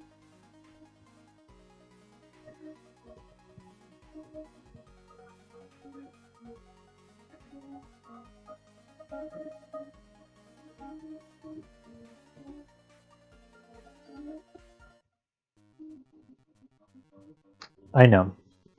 Contains souls of elves and dwarves killed in the conflict, so that they wouldn't haunt old elven ruins, elven dwarven ruins as frequently. Still happens, but otherwise would have become undead kingdoms. Freeing them could have two consequences. Either restoring their place in the, let's call it in the celestial wheel, and more will be born, or they will remain trapped as ghosts and haunt wherever the rune heart was destroyed. For instance, if in Mount Nimro. Let's just say if destroyed, Mount Nimro, then entire area may become unlivable. Bad for giants.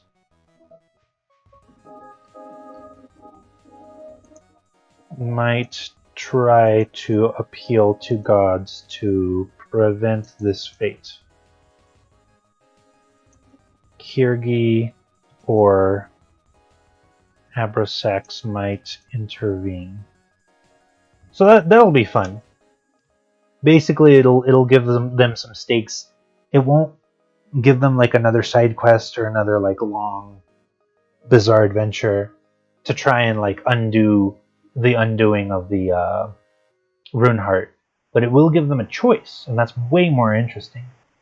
So they want to destroy the rune heart regardless, but now there's an inherent choice of like how to do so and a danger in doing it the wrong way, which I think is interesting.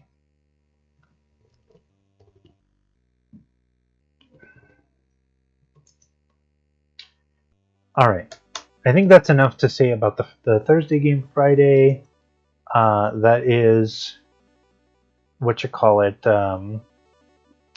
Peril in a Bear.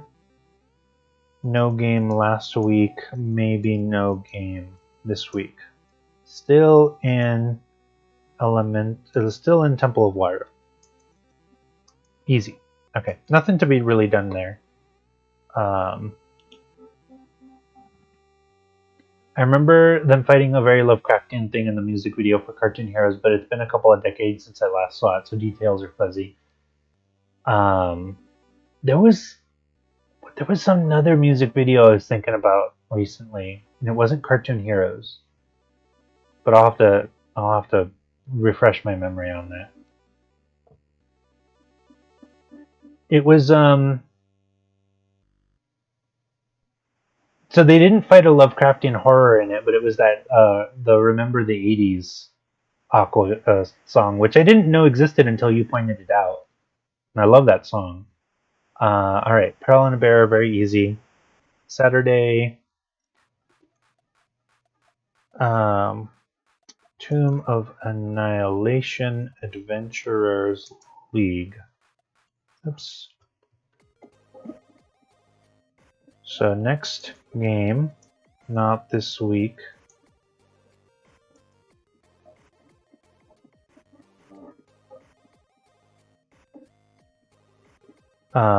We'll either continue exploring Amber Temple or go fight Eye and Courtyard. So let's just figure out the Eye. Composed of Frankenstein Beholder Eyes. Can shoot, let's say, 3 rays as an action.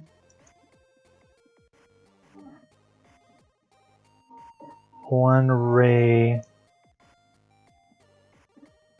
gets 2 actions in place of legendary actions. Bonus action to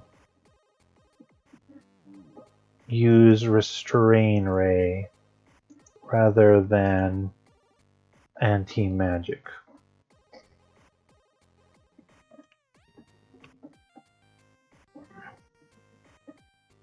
Why is I there? Part of ritual to revive God, a sacrifice of beholder parts.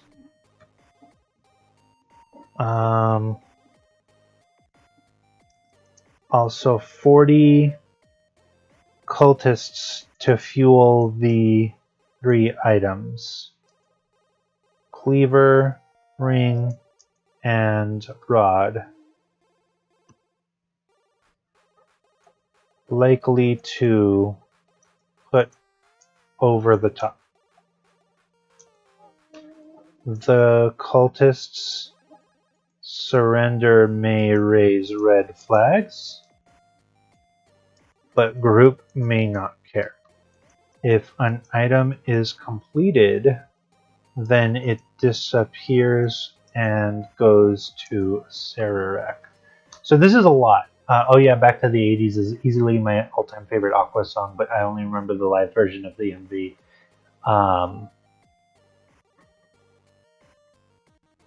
Let's see. Which I didn't even realize there was one until you told me, so I think that's the only version I know too. Anyways, this whole thing with the Saturday game, so there's a lot going on. And the group is basically like zeroing in on some interesting stuff. But Sararak is using one of his subordinate liches. Sararak is an arch lich, so we were talking about this earlier. Sararak is an arch lich. He's using one of his subordinate liches to like lure the group into this situation and be like, "Hey, kill these cultists, destroy this eye. You might think you're doing something good, but I'm allowing you to do this so that you can power up these items, which I gave you so that you could help me revive this like weird dead stillborn god." And so that's going to probably happen this session. Let's see. Let's do a real quick. What comes next? Maybe go back to Chult Town and recoup and learn about Tomb of Annihilation. Or go straight to Tomb and find allies along the way for resupply and rest. So that sounds like a good thing to do. That sounds like a good kind of way to go about it. And then moving on to the Sunday game.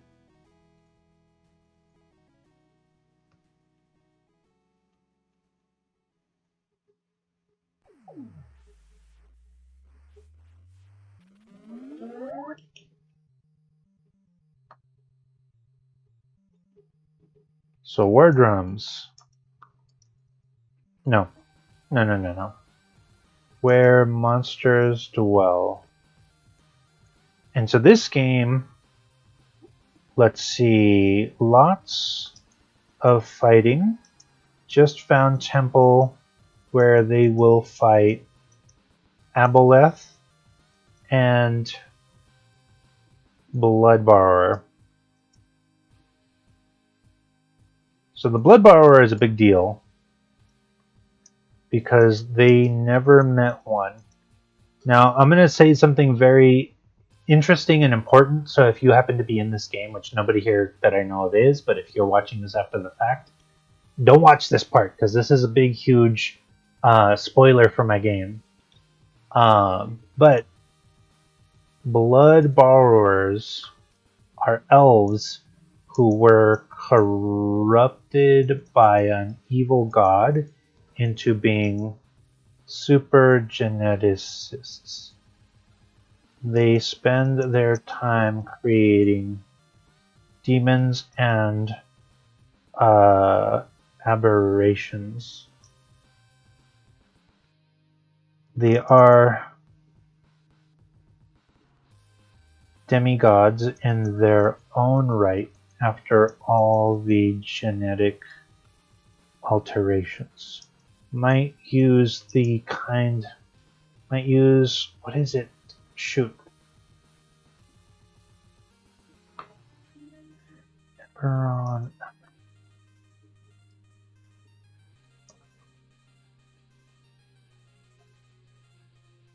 So there's aberrations in the setting of Eberron that are like super powerful.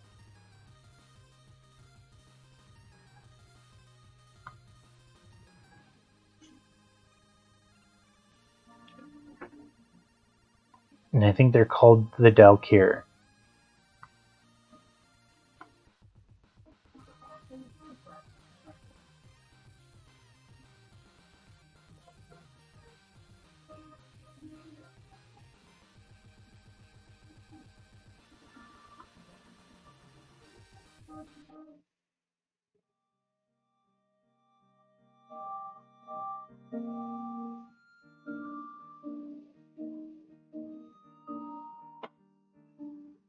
Um,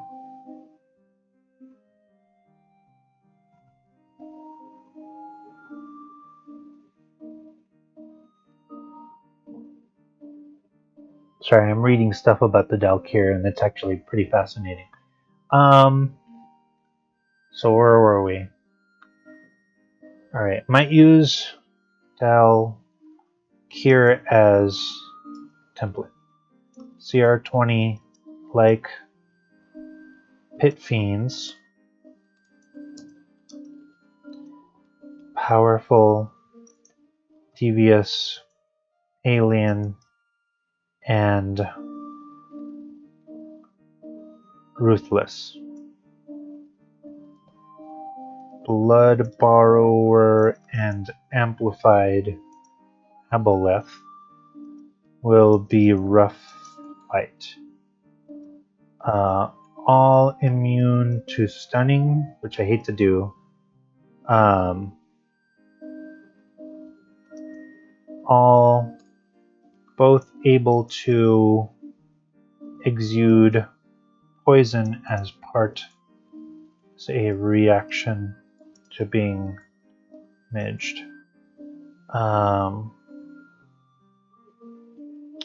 Will gain resistance to elemental damage their first time taking that damage. Actually, no.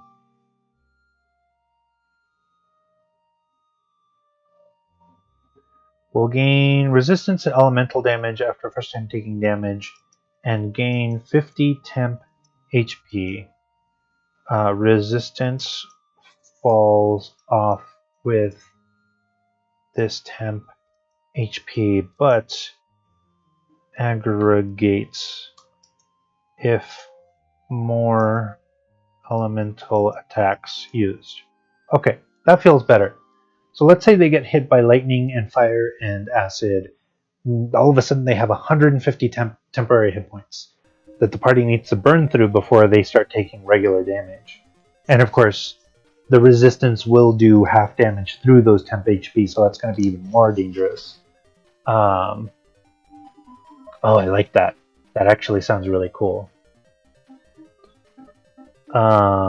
Legendary actions from Blood Borrower? Question mark? Cast things like Cloud Kill, Finger of Death, Polymorph, and Hope Person.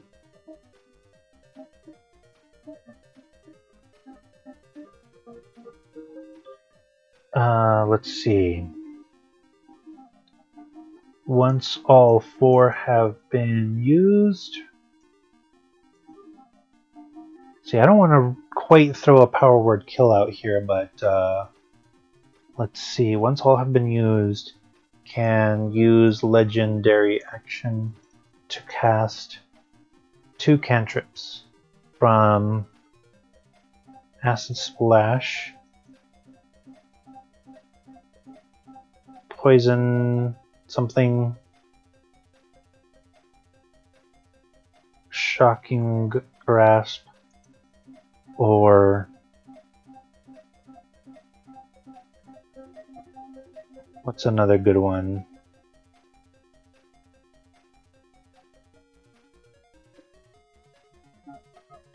Eldritch Blast.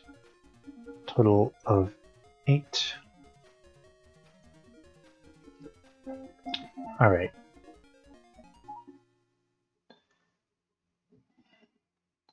Upon death, Aboleth and Blood Borrower create an explosion of poison. Basically a fireball.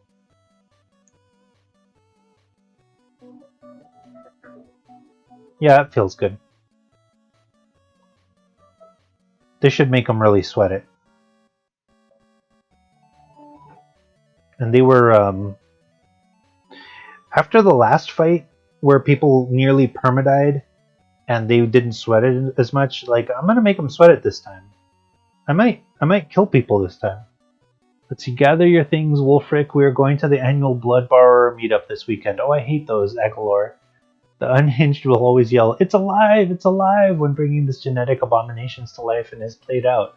Well, yes, but we can enter the raffle this year, and the prize is a blood sample from Venger himself. You know those are bootlegs. Dungeon Master keeps trolling us, and we keep falling for it. How many Cavalier clones do we have to make? Oh man, I think I may need to use that. That's fantastic. Oh yes, okay.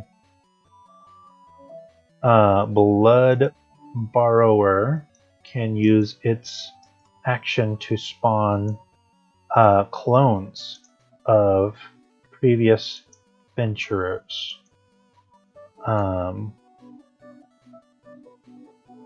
Yeah.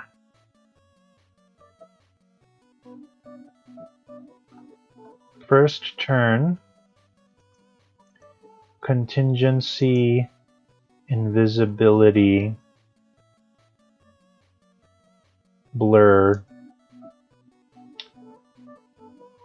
Let's see, actually no, contingency, blur, and protection from spells. Oh, that's gonna burn their, that's gonna make them so upset.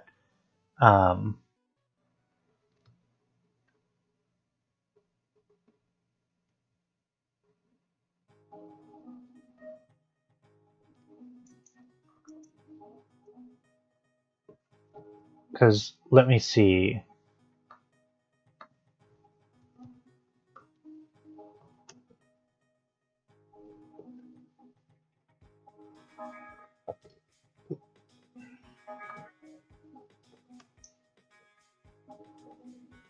So blur is concentration.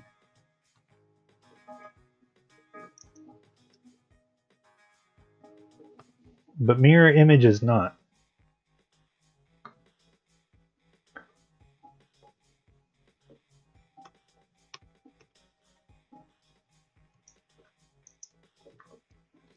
And it's going to be 8 images. And they're going to have to roll 25.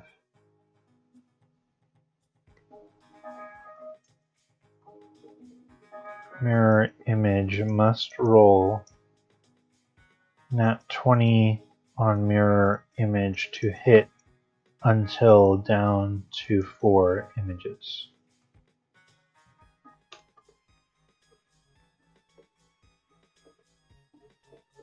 Because how does mirror image work? Roll a d20 to determine whether the attack instead targets one of the duplicates. If you have 3 duplicates, you must roll a 6 or higher to change the attack's target to a duplicate. Oh, no, he rolls. Okay.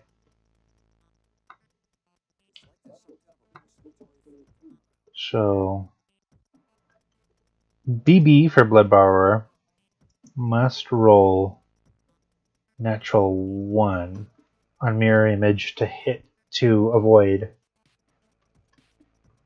until down to 4 images.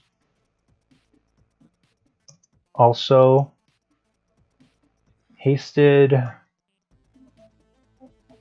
AC 24. Haste drops after all clones defeated. 4 clones. Let's see, let's scroll down. 4 clones. Let's see, we can't just risk it, Wolfbreak. This time the sample might be good. Oh yeah, sure, because that has worked out so well in the past. You're drowning in triumph here. Shut up, Eric. 246. Nobody asked your opinion. 4 clones. We'll just say wizard, rogue, cleric, fighter.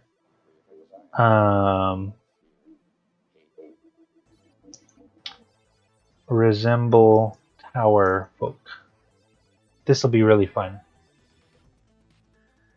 Arc Death, Orc, Librarian, Let's do this in order. Death.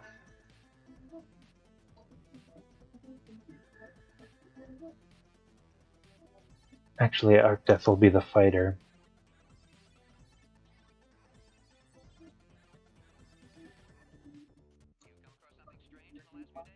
Question mark, question mark. We'll figure it out later. But I know there were other people in there.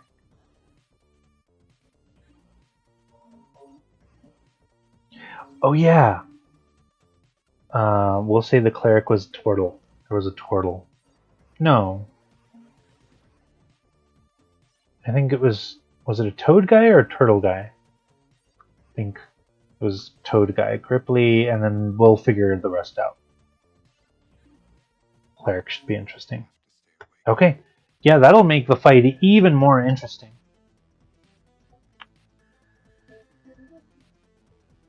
Because now they're going to have to burn down a bunch of clones. That's all the Blood Borrower is going to do with its turn, is it's going to release a clone. Then on the legendary actions, it will start casting wacky spells like Cloud Kill, Finger of Death, Polymorph, and Hold Person. That's going to be fun.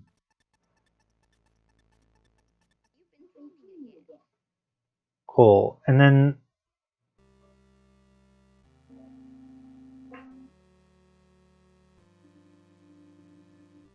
Aboleth also releases clones. Still only 4 total. The fight shouldn't take that long. So it's going to be 4 clones, so it's going to take two rounds for them to fully come out.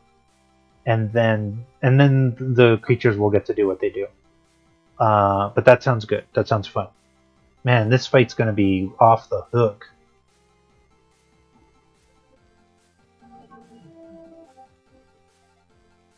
Thank you, Nayeli, for that wonderful suggestion. All right. So we've got a really wicked, awesome fight set up. Should be pretty fun. The clones shouldn't be anything special. They should just be player characters, or, I might even draw from whatever things are in the book for. It's like, I think it's Volo's Guide that has like champions and other such creatures that are basically just souped up player character types. But we'll do that. And what are we at? 2 hours and 15? It's surprising, but I thought we were going to spend so much time on the other stuff that we weren't going to have time to get through all of them. But with handfuls of games just not happening, I have time to like go back and do stuff. So that's fun. That's great. That's awesome. Cool. I like all of that. This sounds exciting. And then at some point, let me just throw a note in here.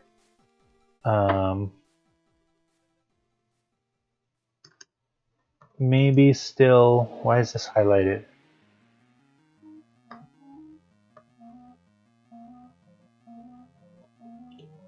There we go.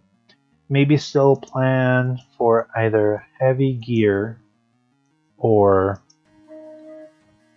Warhammer 40k game in near future. Set down ground level ideas for January.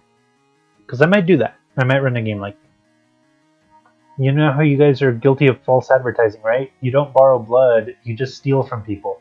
I swear to God, if you clone the Cavalier one more time, I will release a nightmare virus in the household. They already do that. Oh man, they're great at viruses, and they tricked the player characters into releasing a few of them already. Oh man, I love the Blood Borrowers. I wish I could have just called them Gene Stealers, but that name was taken. Gene Splicers, Gene Stealers, all of those were great names, so I just had to come up with my own. And yeah, Blood Borrower, it's not what they do. They don't borrow blood, but that's just a colloquial boogeyman name they got. Still, it's all good. It's all fun. We're good. That should do it for me in terms of planning for this week. I'd like to open it up if anybody has questions about my games, because there are a lot of them. if anyone has questions about, let's see, did I do any planning for? Actually, I'm not even remembering. I did the Wednesday game, and I didn't even talk about my other Wednesday game because I got so wrapped up in that.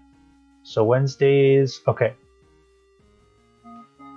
Let's go back super quick. But while I do that, the note should not be terribly intense. So while I'm going about that, anyone viewing right now, just ask me any questions you want about D&D, about my games, about anything at all, and I will answer them. I want this to be certainly more interactive, but let's see. Also, we'll call this, what is it? Dreams of Myth and Old Branner. Whoops. So, heading into neighboring kingdom has been ruined by temporal issues. King gone mad, and the people are under its yoke. I guess under his yoke.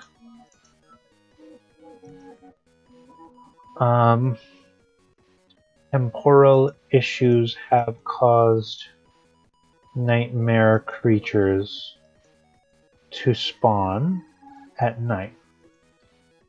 Hounds of Tindalos. Dimensional ghouls. And what's another good Lovecraftian, like, dimensional creature?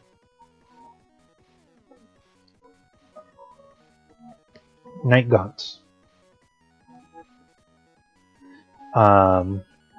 King has been possessed by King in Yellow, slowly turning into aspect of said king. We're not going to say his name, not even once. We are not saying his name. But the King in Yellow is trying to take over this king's mind and body, because the temporal problems that have arisen in this game have called its attention, because what are fourth dimensional beings if not curious about the goings on of third dimensional beings trying to interact with the fourth dimension? So there we are. Ugh.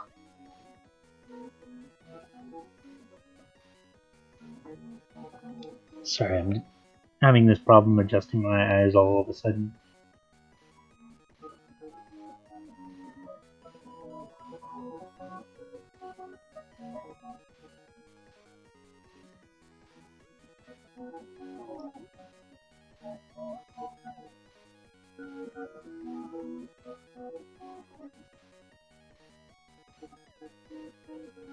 Alright.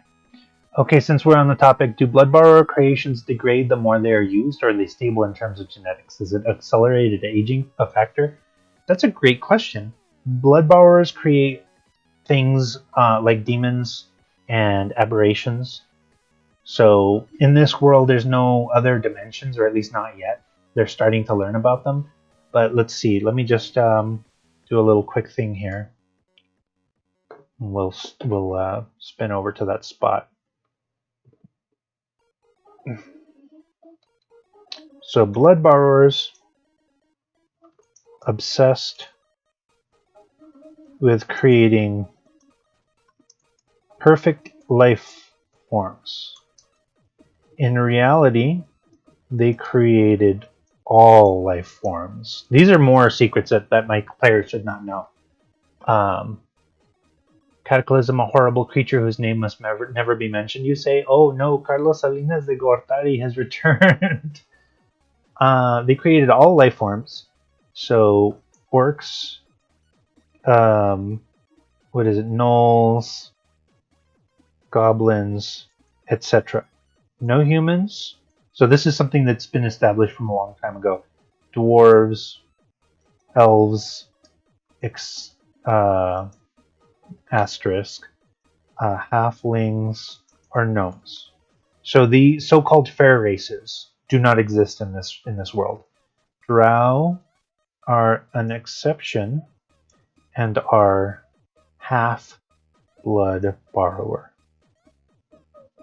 Strange and unexplored avenue of genetic abnormality results in all blood borrower children being drow. Now drow have bred and outside of captivity, but are still viewed with suspicion. So dark elves are the only ones that exist in the setting that are elves. But even then, they're viewed with suspicion because of their attachment to the blood borrowers. They don't like the blood borrowers. They hate the blood borrowers, in fact. But because of all this business, because they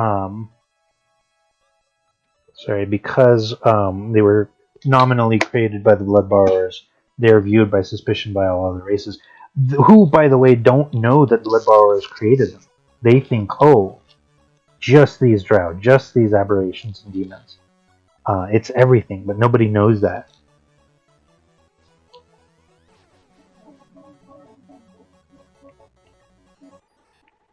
Sorry, all of a sudden I'm just finding myself having to clean my glasses, and it's super obnoxious.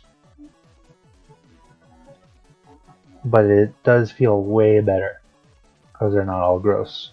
Okay, so let's see. Blood borrowers created all life. They also did not create Neanderthals. Neanderthals exist in this setting. Humans do not. So the juxtaposition is orcs are civilized. Neanderthals are Stone Age. I don't want to say they're not civilized, but they just are starting. They're at a lower starting point in terms of their civilization. Also, cannot speak due to lack of local center and courts. So Neanderthals all speak in sign language because they can't speak. They might be able to like growl out a few words, but it's not something that they're kind of designed for. And this is just some weird historical genetics biology that I've like researched, and it's but nowhere near being like what the truth is. But like there is some thought that like our genetic ancestors and different kinds of like, what is this music, by the way? I'm afraid I can't abide it. Anyways, our like near cousins maybe didn't have the ability to speak, and we just lucked into the ability to speak. So that's why these Neanderthals don't. I just thought it would be interesting. Okay. So yeah, blood borrowers create aberrations like mind flayers, aboleths, beholders, etc., which last. Plague on the planet. Void. They hope to create the ultimate life form, which may be something like a Tarask, or maybe similar to the stillborn god that Sararak wants to revive. So yeah, they just want to make the ultimate life form, and it might just be something so horrific and disgusting that and powerful that even they themselves cannot stop it. They don't care. They just want to do it. We have created perfect life form Wolfric. Behold, Gragmar, that's just a clone of Diego Forlan. I know, but look at those abs. Perfection. But yeah, so that is the Blood Borrowers. They're just these kind of like weird, obsessed demi-human demigods that are just like powerful but imperfect. Like the fact that they just are obsessed with that means that they just really don't do much else. They don't have a society. They don't build anything that lasts in terms of like history or civilization. They just create life and try and see how it interacts with other life. And it's all very obnoxious and disgusting. All right. So we're going to go back to Wednesdays real quick before we stop. And Dawn of Fae, that's great. Dreams of Myth and Draenor. So Yellow King's going to try and take over this area. End game, question mark. Will have to travel into Demiplane and fight against a weak aspect. No.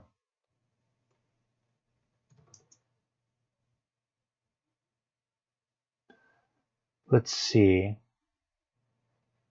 Fight a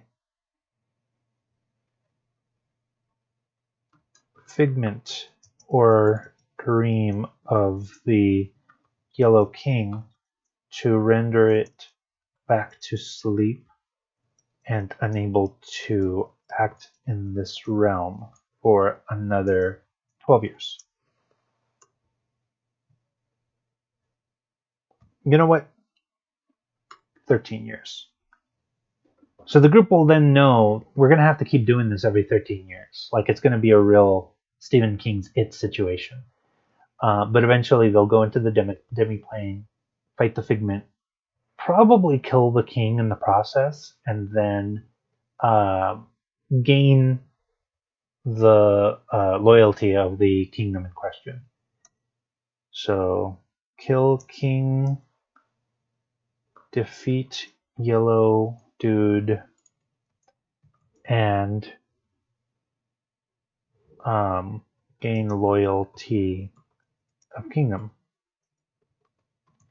May decide to move to Myth Draenor. Start of Myth Draenor citizenry. May also draw attention of the Zentarum, who had holdings in the city. They City of Madness. Think like No Whore or something. I can't remember. Anyways, I think that's good. This sets a lot of context to the next game that I run. By the way, this one in particular, Hardmard, Sojaro, please don't watch or listen to any of this part. This is what applies to you. But yeah, Dreams of Old Myth and Old Draenor do not steal original madness. But yeah, I don't imagine Sojaro will be listening to this. But if he does, don't look at this part. Don't pay attention to this part. But probably when you do, it'll be after we do the game, so whatever. All right, Gragmar. Look, I've made Ultimate Life Form for reals this time. Oh, and that whole time I wasn't typing in. Okay, anyways, it doesn't matter. I have made Ultimate Life Form for reals this time. What in all the holy is holy is that? Wolfric, this is horrific. A black hedgehog with a man-like body. Can fire guns and has a sassy, angsty attitude, Gragmar. This partnership is dissolved. You have gone too far. Yeah, Gragmar did go too far. Or Wolfric. I like these two, though. I might have to use them. I think I'm going to create two Blood Borrowers named Gragmar and Wolfric. But okay, there we go.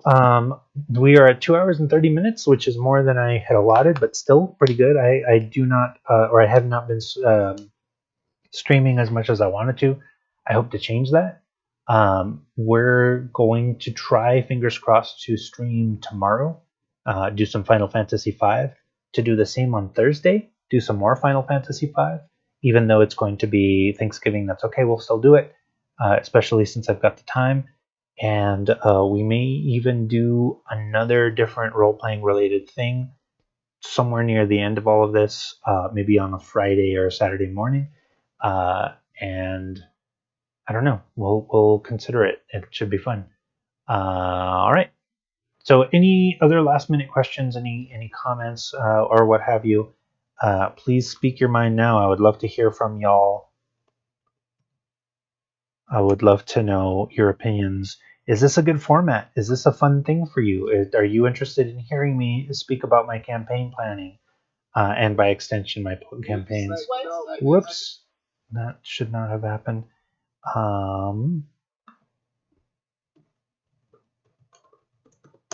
Okay, sorry about that noise. Anyhow, all of that being, whoops. Anyhow, got a little echo in there. But yeah, just checking to see how everything is, how people are, if there's any questions, and if you're interested in this format. Yeah, I'm having a lot of fun. Awesome. I'm glad to hear it. So there we go. Just giving a moment for anybody else to give their interest or opinions. We've been streaming in a while. I got a lot of planning done. I'm extremely excited about the possibilities of everything. But yeah, thank you all for watching. Thank you for indulging me. And I think sorry about the some in the chat. No, it's lovely. It certainly is a very powerful and interesting inspiration. I'm already getting a lot of ideas from all the things you're saying. So thank you. You have only assisted me in doing what I want to do. But yes, okay, here we are, and I guess we are going to go ahead and stop unless there are any last minute comments, questions, just odd random musings. But there we are. Thank you as always for watching, all of those who are watching, who will watch. If you happen to be watching and if you're one of my players, please tread lightly around this content, as it's probably going to spoil a bunch of things for you. But yeah, there we go. Watch us Tuesday as we do Final Fantasy V, Thursday as we do more Final Fantasy V, and I play with some different content ideas, and maybe do another recording on Friday. We'll see. I think I've used my question privileges a bit today. That's okay. They're made to be abused. And you're the only one who's abusing them, so you get free reign. All right. We're going to go ahead and stop stream. Thank you, everyone, once again. And remember, I plan games for you 8 games a week.